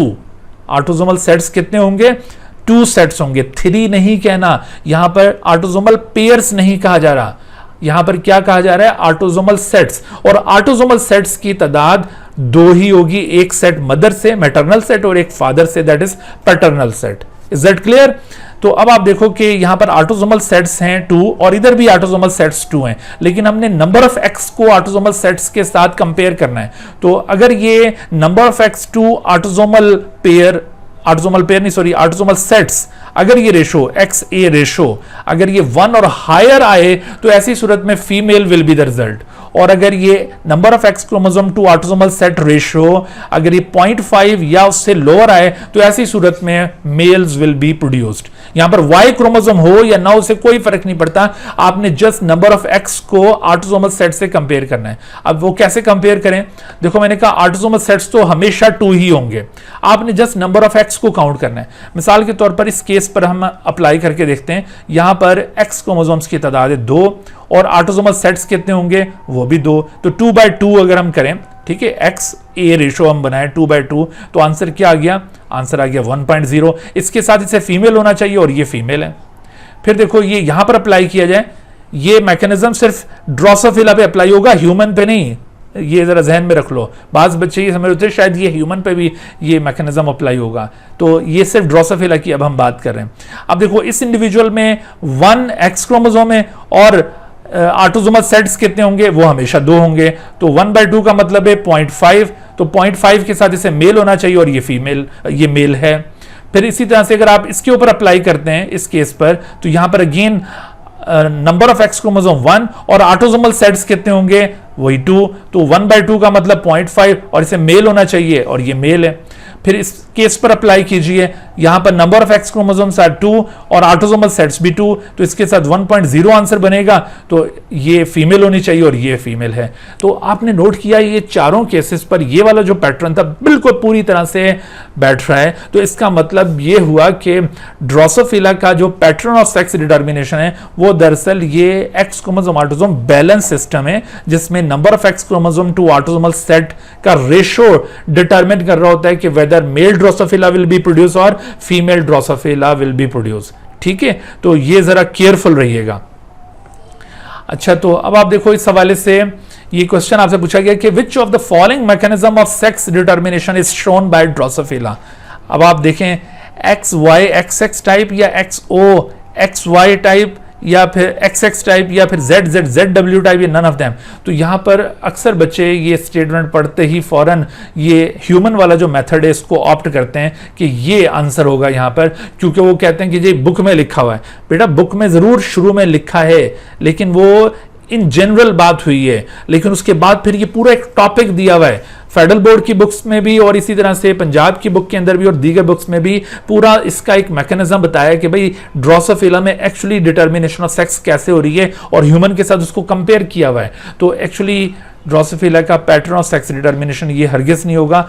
आपने यहाँ पर वो x chromosome autosome balance system को ऑप्ट करना है, जो कि यहाँ पर गिवन नहीं है। तो राइट आंसर क्या होगा यहाँ पर? None of them. अच्छा, तो अब ये सेक्स डिटर्मिनेशन का टॉपिक हमारा कंप्लीट हो गया। अब हम आते हैं सेक्स लिंकेज एंड ड्रोसोफिला पे। Sex linkage and Drosophila, linkage का टॉपिक हम ऑलरेडी कवर कर चुके हैं। लिंकेज के मुतालिक आपको ये बताया था कि the presence of more than one genes on the same chromosome, अगर इस तरह से एक क्रोमोसोम पर एक से ज्यादा जीन्स मौजूद हैं तो इनकी मौजूदगी को लिंकेज कहा जाता है, जीन लिंकेज। और इसकी दो अक़साम होंगी। अगर ये जीन लिंकेज किसी ऑटोसोम पर एग्जिस्ट कर रही है तो ऑटोसोमल लिंकेज, और अगर ये लिंकेज किसी सेक्स क्रोमोसोम पर यानी एक्स के ऊपर या वाई पर एग्जिस्ट कर रही है तो फिर आप इसे सेक्स लिंकेज कहेंगे। तो सेक्स लिंकेज पहली बार चूंकि ड्रोसोफिला में ही डिस्कवर हुई थी, और यहां पर भी क्रेडिट गोज टू मॉर्गन का ये एक्सपेरिमेंटल वर्क हम यहां पर डिस्कस करेंगे, जिसमें सेक्स लिंकेज को रिपोर्ट किया गया था। टीएच मॉर्गन ने 1910 के अंदर और 11 के दौरान ये एक्सपेरिमेंटेशन की थी, और इसमें ये सेक्स लिंकेज को आइडेंटिफाई किया था। ये बहुत ही एक हिस्टोरिकल एक्सपेरिमेंट है। इसकी एक और सिग्निफिकेंस भी आप याद रखिए कि during this experiment it was confirmed that the genes are present on the chromosome and chromosomes carry them from one generation to the next. इस आइडिया को कहते हैं chromosome theory of inheritance. This idea is known as chromosome theory of inheritance. तो ये chromosome theory of inheritance का ये एक evidence भी, एक्सपेरिमेंटल एविडेंस इनहेरिटेंस। तो अगर आपसे पूछा जाए कि क्रोमोसोम थ्योरी ऑफ इनहेरिटेंस का एक्सपेरिमेंटल एविडेंस कौन सा एक्सपेरिमेंट है, तो उसमें ये मॉर्गन्स एक्सपेरिमेंट है, जिसमें उसने सेक्स लिंकेज इन ड्रोसोफिला स्टडी किया, या उसमें उसने आई कलर इन ड्रोसोफिला को स्टडी किया था। सेक्स लिंकेज की डिस्कवरी के दौरान इसने कौन सा ट्रेड स्टडी किया था? आई कलर इन ड्रोसोफिला इसने स्टडी किया था, और इस स्टडी के दौरान उसने ये एक्सपेरिमेंटली साबित किया कि genes are really located on the chromosome and chromosomes carry them from one generation to the next. This idea is known as chromosome theory of inheritance. अच्छा, तो अब आप देखिए कि ड्रोसोफिला में आई कलर को स्टडी करने का मॉर्गन के जहन में किस तरह से ख्याल आया। तो हुआ कुछ इस तरह से कि मॉर्गन ने ड्रोसोफिला के ऊपर बहुत सारे एक्सपेरिमेंट परफॉर्म किए हैं। तो मॉर्गन ने नोटिस किया कि उसके पास जितने भी ड्रोसोफिला की पॉपुलेशंस मौजूद हैं, जितनी भी ड्रोसोफिला उसने अपनी लैब के अंदर पाल रखी थी, जिनके ऊपर वो वक्तन फवक्तन मुख्तलिफ एक्सपेरिमेंट किया करता था, तो उसने एक दिन गौर किया तो बड़ा वो सरप्राइज हुआ कि उसके पास जितनी भी फ्लाइज मौजूद हैं ड्रोसोफिला की, उसमें अक्सरियत का जो आई कलर है ड्रोसोफिला में, अक्सरियत का आई कलर रेड आई कलर है। रेड आई कलर चूंकि आई कलर में मोस्ट कॉमन फिनोटाइप है, इस वजह से इस फिनोटाइप को कहा जाएगा wild type phenotype. Wild type का मतलब होता है मोस्ट कॉमन। वाइल्ड टाइप का मतलब क्या है? Most common. देखो, वाइल्ड टाइप का मतलब मोस्ट कॉमन होता है, इसका यह मतलब हरगिज नहीं है कि दिस इज डोमिनेंट फिनोटाइप। ठीक है, जरूरी नहीं है कि किसी भी पॉपुलेशन में जो डोमिनेंट फिनोटाइप है that will be most common. मिसाल के तौर पर मैं इसकी एग्जांपल यूं देता हूं कि ये जो ए बी और ओ ब्लड ग्रुप्स हैं, इसमें आपने पढ़ा है ना कि जो रिसेसिव ब्लड ग्रुप है वो कौन सा है? ओ ब्लड ग्रुप रिसेसिव है, and it is controlled by small I. सही। अगर मिसाल के तौर पर अगर किसी जगह पर कोई एक कपल वहां पर जाकर रहता है, या दो कपल्स जाकर उस जगह पर रहना शुरू करते हैं, एक अपना वो कबीला या अपनी एक कॉलोनी वहां पर आबाद कर लेते हैं किसी पर्टिकुलर एरिया में, दो कपल्स हैं और इत्तेफाक से दोनों कपल्स का ब्लड ग्रुप ओ है, ठीक है, ओ, और दूसरा जो कपल है वो भी ओ ब्लड ग्रुप रखता है। तो अब देखो इसका जीनोटाइप और ये इसका जीनोटाइप, और फिर इसी तरह से यहां पर भी हस्बैंड और वाइफ का जीनोटाइप ये ऐसे ही होगा। अब बताओ कि यहाँ जो ऑफस्प्रिंग पैदा होंगे ऑब्वियसली वो सारे ऑफस्प्रिंग इस तरह के होंगे, यहाँ जो ऑफस्प्रिंग पैदा होंगे वो भी सारे इस तरह के होंगे। अब इन दोनों के बच्चे बड़े हुए हैं और इन्होंने आपस में उनकी शादियां कर दी। अब आपस में इनकी जो भी शादियां हुई होंगी उनसे आगे जो बच्चे पैदा होंगे वो कैसे होंगे, वो भी सारे ओ ब्लड ग्रुप पर मुश्तमिल होंगे। उसके बाद फिर अगली जनरेशन में फिर वो आपस में शादियां करते हैं क्योंकि वो उस आइसोलेटेड एरिया में रह रहे हैं, तो बाहर से किसी और के साथ वो शादियां नहीं कर रहे हैं। तो रफ्ता रफ्ता उनकी जनरेशंस वहां पर गुजरती जा रही हैं और उनका वो कबीला बढ़ता चला जा रहा है और यहां तक कि वो बहुत सारे अफराद पर मुश्तमिल हो गया। अब देखो वो जो एक पॉपुलेशन वहां पर उस एरिया में मौजूद होगी, वहां पर अगर आपसे पूछा जाए कि ये जो ब्लड ग्रुप्स हैं ए बी और ओ, तो कौन सा ब्लड ग्रुप मोस्ट कॉमन है वहां पर, तो ऑब्वियसली वहां पर मोस्ट कॉमन ये ओ ब्लड ग्रुप है। हालांकि ओ ब्लड ग्रुप तो रिसेसिव था, तो आपने देखा कि बाज़ औक़ात कोई रिसेसिव फिनोटाइप भी ज्यादा कॉमन हो जाती है। तो मैंने ये सारी तकरीर किस वजह से की है, सिर्फ ये बात समझाने के लिए कि wild type does not mean that it is a dominant phenotype. Wild type का असल कॉन्सेप्ट क्या है, wild type phenotype is that which is common among the population, among the individuals of a population. ठीक है, एक population के बहुत सारे इंडिविजुअल, उसमें ज्यादातर जो किसी भी ट्रेड की फिनोटाइप कॉमन होगी उसको वाइल्ड टाइप कहेंगे। मिसाल के तौर पर अगर हम आई कलर की बात करें तो ये एशिया के इलाके में ब्लैक आई कलर ज्यादा कॉमन है तो हम ब्लैक आई कलर को वाइल्ड टाइप कहेंगे। यूरोपियन पॉपुलेशन में ब्लू आई कलर ज्यादा कॉमन है तो हम ब्लू आई कलर को वाइल्ड टाइप कहेंगे। तो वाइल्ड टाइप का मतलब होता है most common phenotype. Is that clear? इसका यह मतलब नहीं है कि डोमिनेंट है, क्योंकि अक्सर हम सवालात में इस कॉन्सेप्ट को पूछने की कोशिश करते हैं और यहां पर बच्चे मिस्टेक करते हैं, तो इस वजह से इस बात को ध्यान में रखिएगा। बहरहाल red I colour is wild type phenotype, ये नोटिस किया था मॉर्गन ने, क्योंकि उसके पास लैब में जितनी भी ड्रोसोफिला थी उसमें ज्यादातर का आई कलर वाइल्ड टाइप दिखाई दिया था। और उसके बाद फिर उसने देखा कि दूसरा जो अल्टरनेटिव आई कलर है वो वाइट है, जो कि किसी किसी इंडिविजुअल में उसको नजर आया। ऐसा नहीं था कि वाइट आइड इंडिविजुअल्स बिल्कुल मौजूद ही नहीं थे, they were there but they were very less in number. और इत्तेफाक की बात यह थी कि ड्रोसोफिला को जब उसने यूं इस तरह एग्जामिन किया और आई कलर के ऊपर सोचना शुरू किया तो वो बड़ा एक और लिहाज से सरप्राइज हुआ कि उसके पास जो ड्रोसोफिला थी अगरचे ज्यादातर रेड आइड थी, उसमें मेल फीमेल दोनों तरह के इंडिविजुअल थे, लेकिन उसके बाद जितने भी वाइट आइड इंडिविजुअल्स थे, वाइट आइड फ्लाइज थी, जब उनका सेक्स आइडेंटिफाई किया तो वो बड़ा सरप्राइज हुआ कि वो सारे के सारे मेल हैं। कोई भी female white eyed fly Morgan को ना मिली उसकी पॉपुलेशन में। तो वो इस ऑब्जर्वेशन पर बड़ा सरप्राइज हुआ कि ये आई कलर के लिहाज से ये जो दो फिनोटाइप उसने नोटिस किए हैं इनमें बड़ा सरप्राइजिंग सा एक रेशो नजर आ रहा है। तो उसने इरादा किया कि इसकी इनहेरिटेंस को स्टडी किया जाए कि किस पैटर्न पर ये ट्रेड इनहेरिट करता है। तो इस मकसद के लिए उसने ये क्रॉसेस परफॉर्म किए। अच्छा, अब इसमें देखो उसने एक क्रॉस परफॉर्म किया, इसको हम मॉर्गन का स्टेप 1 क्रॉस कहेंगे। ये मॉर्गन का कौन सा क्रॉस होगा? Step 1 cross. इस स्टेप 1 में उसने क्या किया, this cross will be called as step 1 cross. इस स्टेप 1 क्रॉस के अंदर मॉर्गन ने ऐसा किया कि एक रेड आइड फीमेल ड्रोसोफिला को एक वाइट आइड मेल ड्रोसोफिला के साथ क्रॉस फर्टिलाइज किया।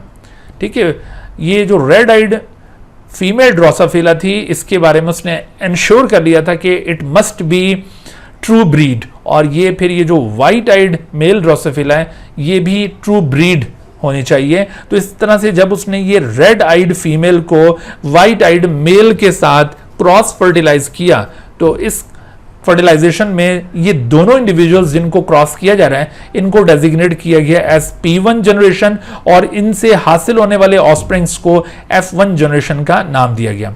तो इत्तेफाक से इसके पास 1237, ये 36 नहीं, इसको करेक्ट कर लीजिए, 37 फ्लाइज वर बॉर्न। ड्रोसोफिला में पॉपुलेशन रेट बहुत तेजी से बढ़ता होता है। ड्रोसोफिला में देखो एक क्रॉस के रिजल्ट में आप देख रहे हैं कि 1237 flies were born in F1 generation.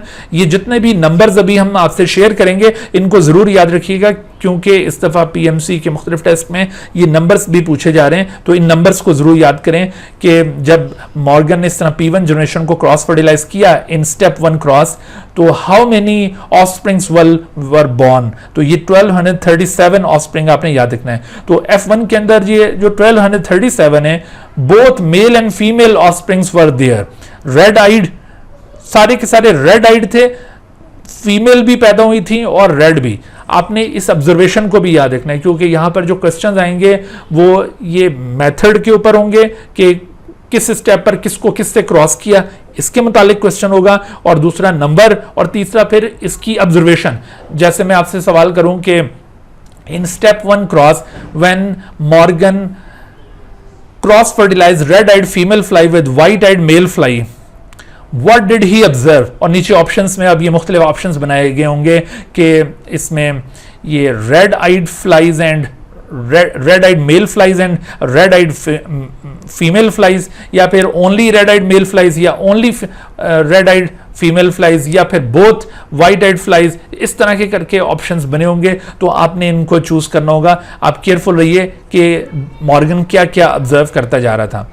तो F1 जनरेशन के अंदर रेड आइड फीमेल और रेड आइड मेल, इनका कोई ऐसा रेशो यहां पे नहीं बताया हुआ कि भाई कितना रेशो था इनके दरमियान। अगर कोई रेशो के बारे में सवाल पूछा जाता है तो वो हमेशा आपने नन ऑफ देम की तरफ जाना है।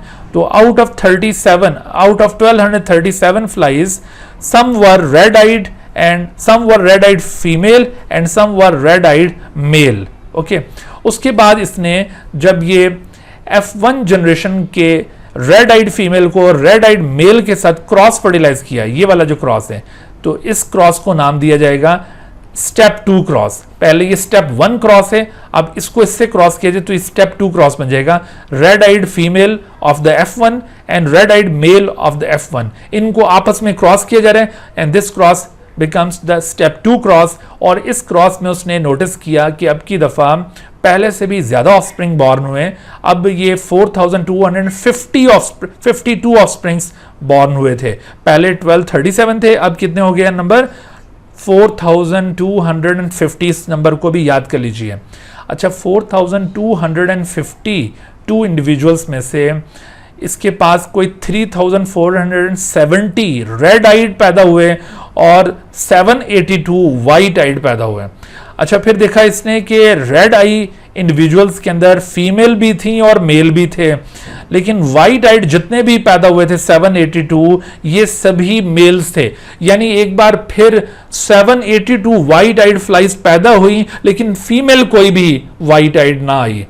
तो मॉर्गन की इससे पहले भी ऑब्जर्वेशन यही थी कि कोई वाइट आइड फ्लाई पैदा नहीं हो रही या मौजूद नहीं है, और यहां पर उसने ये जो खुद से क्रॉसेस परफॉर्म करके देखें, इसमें भी उसको कोई वाइट आइड फीमेल फ्लाई ना मिली। तो जब ये वाइट आइड फीमेल फ्लाई उसके हाथ ना आई, तो उसने इस बात को फर्दर इन्वेस्टिगेट किया, इस पूरे रिजल्ट को इंटरप्रेट किया। यहां पर उसको ना सिर्फ ये बल्कि एक और चीज बड़ी अनोखी नजर आई। दरअसल इस पूरी स्टडी के दौरान ये जो स्टेप 1 स्टेप 2 क्रॉस परफॉर्म किया, इसमें दो चीजें डेविएट करती हुई दिखाई दी हैं। दो चीजें डेविएट करती हुई, वो क्या? देखो, ये रेड और वाइट, ये दो कंट्रास्टिंग फिनोटाइप है, उनके दरमियान क्रॉस किया गया तो F1 में सारे रेड आइड इंडिविजुअल्स पैदा हुए हैं। ये बात कोई अनोखी नहीं है, ठीक है, क्योंकि मोनोहाइब्रिड क्रॉस में जो मेंडेलियन पैटर्न ऑफ इनहेरिटेंस है, उसमें दो कंट्रास्टिंग फिनोटाइप के दरमियान क्रॉस किया जाए तो दोनों में से कोई एक डोमिनेट करती है और वो 100% अपनी एक्सप्रेशन शो करती है। तो यहां पर बजाहिर ऐसा लग रहा है कि red I colour is dominate over the white I colour. इस वजह से F1 में सारे के सारे रेड आइड इंडिविजुअल्स पैदा हुए हैं। और आपको याद होगा कि मेंडेलियन पैटर्न ऑफ इनहेरिटेंस में जो डोमिनेंट फिनोटाइप होगी, उसकी F2 जनरेशन के अंदर 75% एक्सप्रेशन आती है, और रिसेसिव फिनोटाइप जो F1 में अपीयर होने में फेल हो जाती है, वो F2 जनरेशन के अंदर 25% अपीयर होती है। तो यहां पर अगर आप गौर कीजिए, यहां पर आपको ये 3470, अगर आप ये 4 0.8252 में से इसकी परसेंटेज निकालें तो ये परसेंटेज आपके सामने बनेगी तकरीबन कोई 82%। आप इसकी परसेंटेज कैलकुलेट कर सकते हैं, ठीक है। सिमिलरली अगर आप ये 782 की परसेंटेज इसमें से निकालें कि out of this total figure 782 is what percent, तो दिस इज एक्चुअली 18%। तो आपने देखा कि अगर हम ये रेड को डोमिनेंट फिनोटाइप तस्वर कर लें तो it should be 75%, but instead of 75% ये कितनी आई है 82%। और इसी तरह से व्हाइट को अगर हम रिसेसिव फिनोटाइप अज्यूम कर लें और ये F1 के अंदर अपीयर नहीं हुई थी तो यहां पर इसकी परसेंटेज 25% होनी चाहिए जो कि 18% आ रहा है आपके पास। तो इसका मतलब है कि ये डोमिनेंट और रिसेसिव फिनोटाइप का जो रेशो है ये भी डिविएट कर रहा है। और यहां पर दूसरी जो डेविएशन आपको मैंने बताई है कि कोई भी व्हाइट आइड फ्लाई अपीयर नहीं, white eyed female fly appear नहीं हुई। तो ये दो डेविएशंस आपने याद रखनी है। कौन सी डेविएशंस मॉर्गन ने ऑब्जर्व की थी? नंबर 1 के why the ratio of dominant यानी red eye to recessive that is white eye phenotype is different than standard Mendelian ratio of F2। Standard Mendelian ratio क्या है 75% एंड 25%। उससे ये डेविएट क्यों कर रहा है इसका आंसर अभी तलाश करना बाकी है।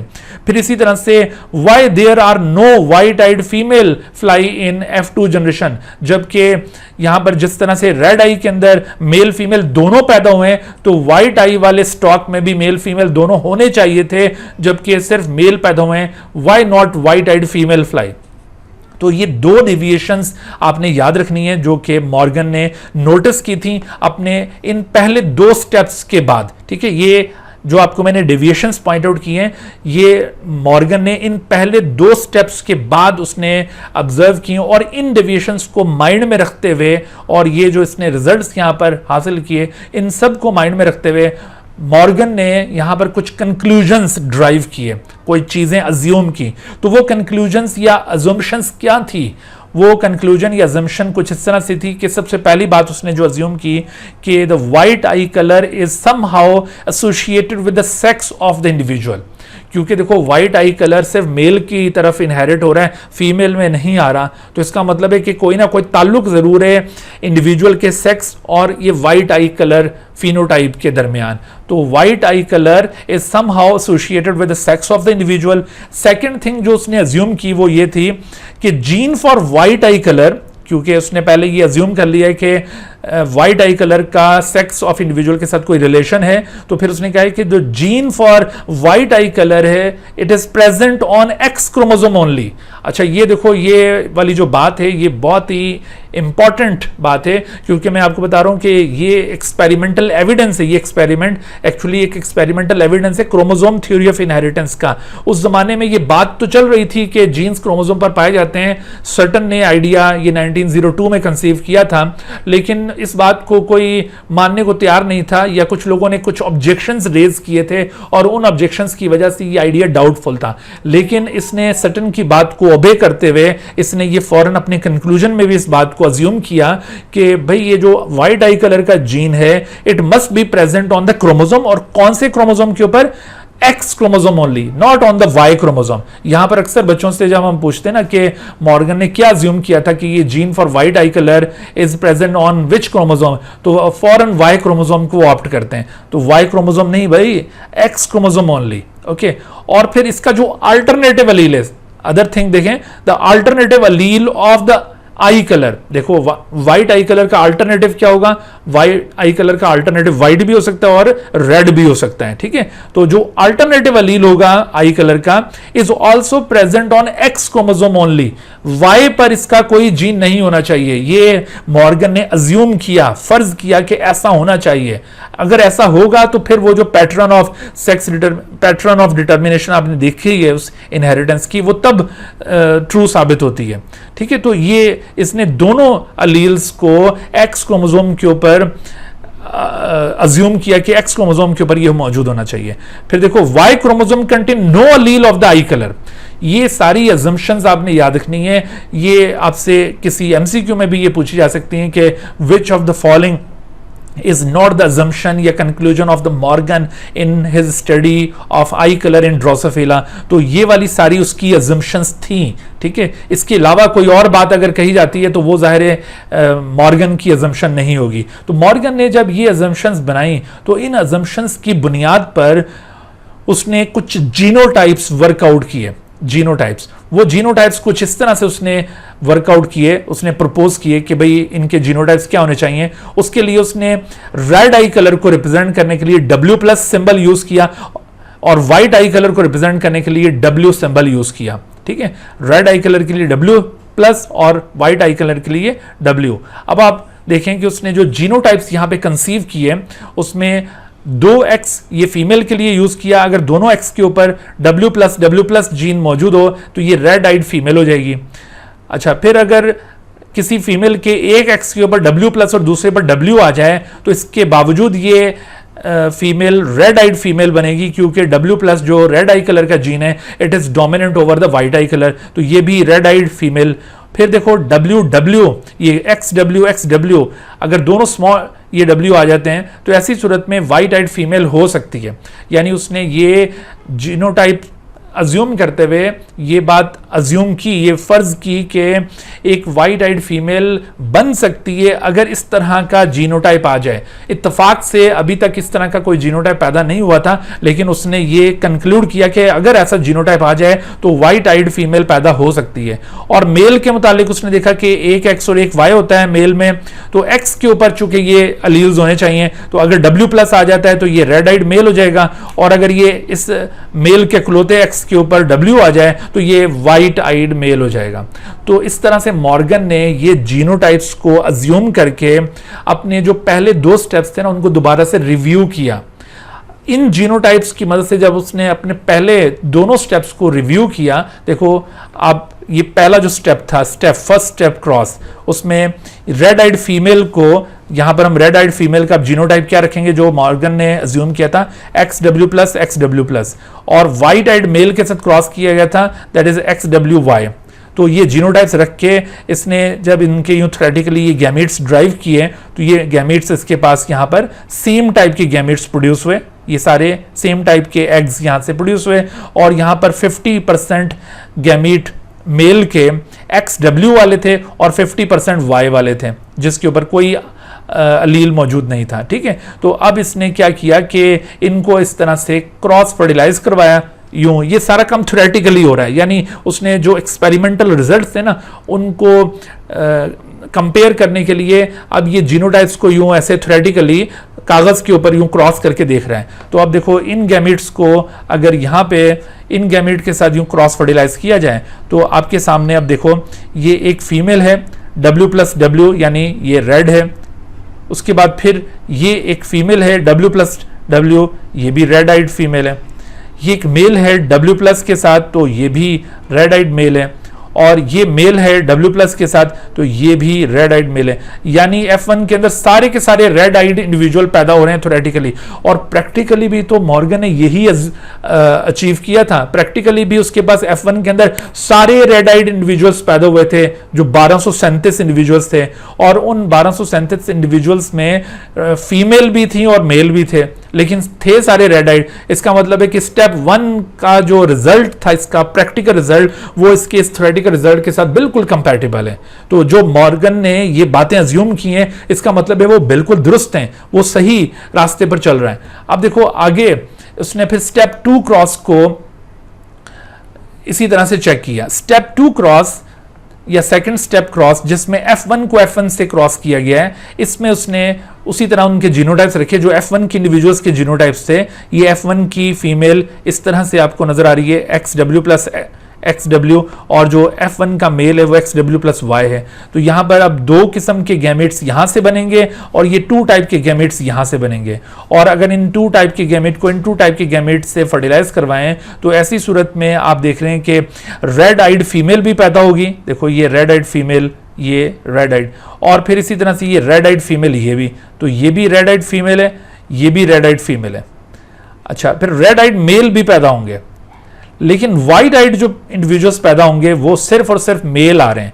तो देखो ये रेड आइड फीमेल और ये रेड आइड फीमेल, ये टोटल फीमेल 2459 थे, इस डाटा को याद करना आपने, और जो रेड आइड मेल थे वो 1011, और ये टोटल इनको मिला के कितना बना था, ये इनको मिला के 3470 इंडिविजुअल्स बन गए थे, ठीक है। और उसके बाद फिर ये जो वाइट आइड थे ये कितने थे, वाइट आइड मेल सिर्फ ये 782 थे। तो जो रिजल्ट उसने देखा कि प्रैक्टिकली F2 जनरेशन में हासिल किया था, थ्योरेटिकली भी उसी तरह का रिजल्ट आ रहा है। थ्योरेटिकली भी ये वाला जो नंबर है ना, ये थ्योरेटिकली ये नंबर नहीं अचीव होगा, ये तो नंबर प्रैक्टिकली ही अचीव हुआ है। थ्योरेटिकली जो हम चीज यहां पर अचीव कर रहे हैं ना, वो ये कि देखो रेड और व्हाइट दोनों आएंगे, रेड के अंदर मेल फीमेल दोनों होंगे, बट व्हाइट के अंदर सिर्फ मेल होगा, ये थ्योरेटिकल उसकी कंफर्मेशन है। थ्योरेटिकली ये नंबर अचीव नहीं होगा। ये नंबर जो लिखा हुआ है, ये नंबर कैसे अचीव हुआ है, प्रैक्टिकल रिजल्ट्स में जो उसने फिजिकली क्रॉस परफॉर्म करके देखे थे, सही। तो यहां पर बच्चे अक्सर कंफ्यूज हो रहे होंगे कि ये जब हम यूं थ्योरेटिकली क्रॉस करेंगे तो ये नंबर कैसे आ जाएगा। तो ये नंबर थ्योरेटिकली है ही कोई नहीं, ये जो उसने फिजिकली क्रॉस परफॉर्म करके देखे थे उनमें ये नंबर अचीव किया था, ठीक है भाई। तो इसका मतलब है कि मॉर्गन ने जो चीजें अज्यूम की हैं वो बातें बिल्कुल दुरुस्त हैं। अब तक वो जो 2 स्टेप्स उसने परफॉर्म किए थे उनका रिजल्ट तो बिल्कुल कंपैटिबल है उसकी अजम्पशन के अकॉर्डिंग है। अब उसने इसको फर्दर कंफर्म करना चाहा, क्योंकि अभी तक कोई वाइट आइड फीमेल फ्लाई पैदा नहीं हुई थी, लेकिन उसने ये अज्यूम किया था कि अगर किसी फीमेल के दोनों एक्स क्रोमोसोम्स के ऊपर WW जीन आ जाए तो ऐसी सूरत में फिर वो वाइट आइड फीमेल ड्रोसोफिला बन सकती है। तो ऐसी फीमेल कैसे हासिल हो, उसने हिसाब लगाया कि भाई ऐसी फीमेल को हासिल करने के लिए एक क्रॉस परफॉर्म करना चाहिए, और वो क्रॉस कैसा होगा, वो क्रॉस कहलाएगा स्टेप 3 क्रॉस। ये दरअसल एक टेस्ट क्रॉस होगा। टेस्ट क्रॉस क्यों, क्योंकि इसके अंदर इसने जो F1 की फीमेल थी उसको मेल रिसेसिव के साथ, वो जो रिसेसिव मेल था ना उसके साथ क्रॉस किया था। देखो हमने पहले भी डिस्कस किया ना कि टेस्ट क्रॉस कैसे कहते हैं, F1 into P1 recessive, P1 recessive के साथ जो बैक क्रॉस होता है, this is in fact a test cross. तो इसने इस तरह एक टेस्ट क्रॉस डिजाइन किया। टेस्ट क्रॉस उसने पहले थ्योरेटिकली परफॉर्म करके देखा कि भाई अगर हम यहाँ पर ये W+W वाला ये फीमेल इंडिविजुअल रखें और ये XW और Y ये मेल इंडिविजुअल रखें, यहाँ से 2 टाइप की गैमेट्स, यहाँ से 2 टाइप की गैमेट, इनको अगर हम यूँ फर्टिलाइज करवाएं तो ऐसी सूरत में ये रेड आइड फीमेल भी पैदा होगी और वाइट आइड फीमेल भी पैदा होगी, रेड आइड मेल भी पैदा होगा, वाइट आइड मेल भी पैदा होगा। यानी यहां पर जो चीज अचीव करनी थी वो बिल्कुल पॉसिबल है। ये थ्योरेटिकली पहले परफॉर्म करके देखा कि ये ऐसा मुमकिन है, और जब इसको प्रैक्टिकली भी परफॉर्म किया, F1 की फीमेल को वो P1 रिसेसिव मेल के साथ यानी वाइट आइड मेल के साथ जब फिजिकली क्रॉस करके देखा, तो यकीन कीजिए कि मॉर्गन की एक्सपेक्टेशन के मुताबिक रिजल्ट आया। यानी उसके पास रिजल्ट एक्चुअली क्या आया था, वो रिजल्ट कुछ इस तरह से था कि ये 132 ये रेड आइड फीमेल थे और 129 ये वाइट आइड फीमेल्स थी, और इसी तरह से 88 इंडिविजुअल्स ये रेड आइड मेल्स थे और ये 86 इंडिविजुअल्स वाइट आइड मेल्स थे। यानी इधर भी मेल्स के अंदर जो रेशो आ रहा है, मेल्स के अंदर रेशो वो 1:1 है, और जो फीमेल में रेशो आ रहा है वो भी 1:1 है। ये करीब करीब है, यानी 1:1 इसको अज्यूम किया जाएगा। तो 1:1 ये मॉर्गन ने टेस्ट क्रॉस में रिजल्ट ऑब्टेन किया था। ये नंबर्स में अगर थोड़ा बहुत कोई गड़बड़ हो गई हो तो इसको बुक में चेक कर लीजिएगा, ठीक है। बहरहाल ये नंबर आपने जरूर अच्छी तरह से याद करना है, अगर मुझसे कोई मिस्टेक हुई हो तो वो काबिल माफी है। तो इस तरह से मॉर्गन ने जो चीजें अज्यूम की थी वो बिल्कुल सही साबित हो रही थी, उसकी अजम्पशंस के मुताबिक वो रिजल्ट साबित हो रहे थे जो उसने प्रैक्टिकली ऑब्टेन किए और जो थ्योरेटिकली चीजें वर्कआउट की गई हैं। मॉर्गन ने आखिर में एक चीज को कंफर्म करने के लिए एक और भी क्रॉस परफॉर्म किया, और वो क्रॉस क्या होगा, वो होगा स्टेप 4 क्रॉस। दरअसल ये स्टेप 3 का रेसिप्रोकल था। देखो ये जो स्टेप 3 है ना, उसमें रेड आइड फीमेल को क्रॉस किया गया विद वाइट आइड मेल, और इसका रेसिप्रोकल क्या होगा, रेसिप्रोकल का मतलब इसका उलट, opposite to the test cross. उसमें अब हम रेड आइड फीमेल के बजाय वाइट आइड फीमेल ले लेंगे जो उसने टेस्ट क्रॉस में ऑब्टेन कर ली है, जो अब तक ऑब्टेन नहीं हुई थी अब हो चुकी है, तो उसने इसको टेस्ट करना चाहा। तो अब देखो ये वाइट आइड फीमेल और दूसरी तरफ उसने रेड आइड मेल लिया, तो अब ये टेस्ट क्रॉस का एक रेसिप्रोकल क्रॉस बन गया। तो इसको क्यों परफॉर्म किया, जरा इस लॉजिक को आपने समझना है कि मॉर्गन ने ये स्टेप 4 क्रॉस क्यों परफॉर्म किया। ये एमसीक्यू में बात पूछी जा सकती है। देखो यहां पर इस बात को जानने के लिए ये टेस्ट परफॉर्म किया कि एक्चुअली किसी भी मेल के अंदर, देखो एक मेल होता है ना, मेल उसके पास एक एक्स और एक वाई। अभी आपको मैंने समझाया था कि किसी भी मेल में अगर आपसे पूछा जाए कि उसका ये एक्स क्रोमोसोम कहां से आया है, तो ऑब्वियसली ये उसकी मदर से उसको हासिल हुआ। और ये वाई क्रोमोसोम मेल का कहां से हासिल हुआ, तो वाई क्रोमोसोम हमेशा उसके फादर से उसको मिलता है। तो जितने भी मेल इंडिविजुअल्स हैं हमेशा वो अपना वाई क्रोमोसोम फादर से और एक्स मदर से हासिल करते हैं। अब देखो अगर यहां पर ये जो मदर हम यहां पर प्लेस कर रहे हैं उसके दोनों एक्स क्रोमोसोम के ऊपर व्हाइट आई कलर का जीन मौजूद है, और जबकि यहां पर जो फादर है वो उसके एक्स क्रोमोसोम के ऊपर रेड आई कलर का जीन है और वाई क्रोमोसोम है। अब देखो जो भी यहां पर आगे मेल ऑफस्प्रिंग पैदा होंगे उनमें वाई क्रोमोसोम तो फादर से जाएगा लेकिन एक्स क्रोमोसोम जाएगा मदर से। तो मदर के पास दोनों एक्स क्रोमोसोम के ऊपर व्हाइट आई कलर का जीन है, यानी इस क्रॉस के नतीजे में जो मेल पैदा होने जाएंगे वो मेल हमेशा व्हाइट आइड ही पैदा होंगे।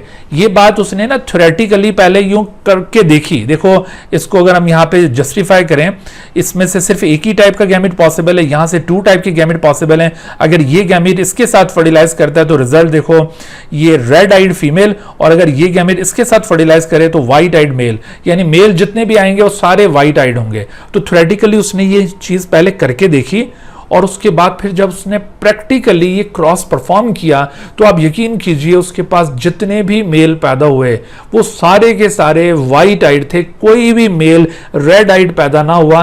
और ये इतना एक स्ट्रॉन्ग एविडेंस था उसकी तमाम अजम्पशंस का, जो उसने बातें प्रपोज की थी वो बिल्कुल 100% दुरुस्त साबित हुई। तो जब ये इस तरह से आई कलर के जीन की एक्स क्रोमोसोम के ऊपर प्रेजेंस साबित हो गई तो मॉर्गन ने शोर मचाना शुरू कर दिया कि भाई वो जो सटन का आइडिया है क्रोमोसोम थ्योरी ऑफ इनहेरिटेंस का वो भी बिल्कुल दुरुस्त है। अगर आई कलर का जीन एक्स क्रोमोसोम पर मौजूद हो सकता है तो बाकी जो ट्रेट्स के जीन्स हैं वो भी जाहिर है कि किसी न किसी क्रोमोसोम पर ही मौजूद होते होंगे, और क्रोमोसोम्स इन जीन्स को कैरी करते हैं from one generation to the next generation. ठीक है, तो क्रोमोसोम थ्योरी ऑफ इनहेरिटेंस का जो एक्सपेरिमेंटल प्रूव है वो इस तरह से इस एक्सपेरिमेंट के दौरान वर्कआउट हुआ था। तो आपने ये जो ड्रोसोफिला के ऊपर मॉर्गन का ये एक्सपेरिमेंट देखा, इसमें से बड़े सवालात बन सकते हैं। इसमें देखो मैंने जैसे आपसे शुरू में भी कुछ चीज़ों का जिक्र किया, अभी जो पहला स्टेप था उसके बाद भी बीच में अगले स्टेप आए। तो आपने क्या करना है, हर स्टेप के अंदर आपको ये याद होना चाहिए कि मॉर्गन ने किस स्टेप में किस इंडिविजुअल को किससे क्रॉस किया। मिसाल के तौर पर मैं कहता हूं कि भाई in step 4 cross Morgan cross which of the following individuals together. अब उसमें नीचे ऑप्शन दिए होंगे कि वाइट आइड फीमेल को वाइट आइड मेल से या रेड आइड फीमेल को वाइट आइड मेल, ऐसे करके ऑप्शंस बनाए गए होंगे। तो ये अगर बात आपको याद होगी तो आप इजीली कर सकते हो, और इसके लिए रटे मारने की जरूरत नहीं। अगर आप ये तरतीब से चले ना कि भाई पहले सबसे पहले स्टेप में एक रेड आइड फीमेल को वाइट आइड मेल से क्रॉस किया है और उसके बाद जो रिजल्ट ऑब्टेन हुआ उसमें सारे रेड आए थे, फिर वो जो दोनों रेड आइड इंडिविजुअल्स थे उसको स्टेप 2 में क्रॉस किया। ठीक है, और उसके बाद फिर क्या हुआ, उसके बाद फिर टेस्ट क्रॉस परफॉर्म किया, उसमें F1 को बैक क्रॉस किया जाता है, और उसके बाद क्या हुआ F1 का ये टेस्ट क्रॉस का रेसिप्रोकल है। तो आप देखो हर बार उसने एक तरतीब से वो चला है। अगर आप ये तरतीब माइंड में बिठा लें तो आप भूलेंगे नहीं। अदरवाइज अगर आप ये रटे लगाते रहेंगे कि स्टेप 1 में क्या किया था उसने, स्टेप 2 में क्या किया था, फिर आप भूल जाएंगे।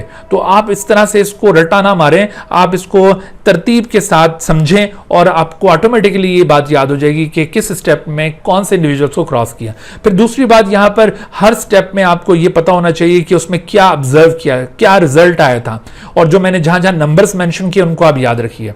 इसके अलावा देखो यहां पर मजीद कुछ क्वेश्चंस होते हैं, जैसे अभी मैंने आपको जो इसके जीनोटाइप्स पॉइंट आउट किए थे, इन जीनोटाइप्स के हवाले से आपसे सवाल बन सकता है कि जेनेटिक पॉइंट ऑफ व्यू से आप इस इंडिविजुअल को क्या कहेंगे, होमोजाइगस डोमिनेंट कहेंगे, होमोजाइगस रिसेसिव कहेंगे, हेट्रोजाइगस कहेंगे, क्या इसके लिए टर्म होनी चाहिए? तो आप इसको कहेंगे होमोजाइगस डोमिनेंट, ये होमोजाइगस डोमिनेंट है। और इसे क्या कहेंगे, this is actually heterozygous individual, heterozygous. इसके साथ डोमिनेंट या रिसेसिव लगाने की जरूरत नहीं होती है, ये प्रीवियस लेक्चर्स में आपको बात समझा चुका हूं मैं, ठीक है। इसके अलावा फिर देखो इसको क्या कहेंगे आप, होमोजाइगस रिसेसिव, होमोजाइगस रिसेसिव। अब ये बातें तो बिल्कुल क्लियर हैं, but what about this genotype, ये दोनों जो जीनोटाइप्स हैं इन्हें क्या कहेंगे? तो इनको ना तो होमोजाइगस कहा जाता है ना हेट्रोजाइगस, इनके लिए टर्म यूज की जाती है हेमीजाइगस। इन्हें क्या कहते हैं, हेमीजाइगस। अब ये हेमीजाइगस डोमिनेंट होगा जो रेड फिनोटाइप कंटेन कर रहा है, और ये हेमीजाइगस रिसेसिव होगा। तो अब देखो यहां पर रिवर्स ऑर्डर में भी क्वेश्चन हो सकते हैं, जैसे मैं आपसे कहता हूं कि which of the following is homozygous dominant genotype of I colour in Drosophila. तो यूं ये जीनोटाइप दिए हुए हो तो आपने पिक करना होगा, ये हेट्रोजाइगस जीनोटाइप कौन सी होगी, या हेमीजाइगस रिसेसिव कौन सी होगी, हेमीजाइगस डोमिनेंट कौन सी होगी। ऐसे सवाल भी यहां से पूछे जा सकते हैं। तो इन तमाम बातों को अच्छी तरह से आप कवर कीजिए। Dear viewers, thank you for watching this video. If you have not subscribed this channel, kindly subscribe it and also press the bell icon below so that you could be notified about any new video lecture from Biology Guardian. And also do not hesitate to ask any question regarding this lecture. My contacts are shown on the screen. Thank you once again.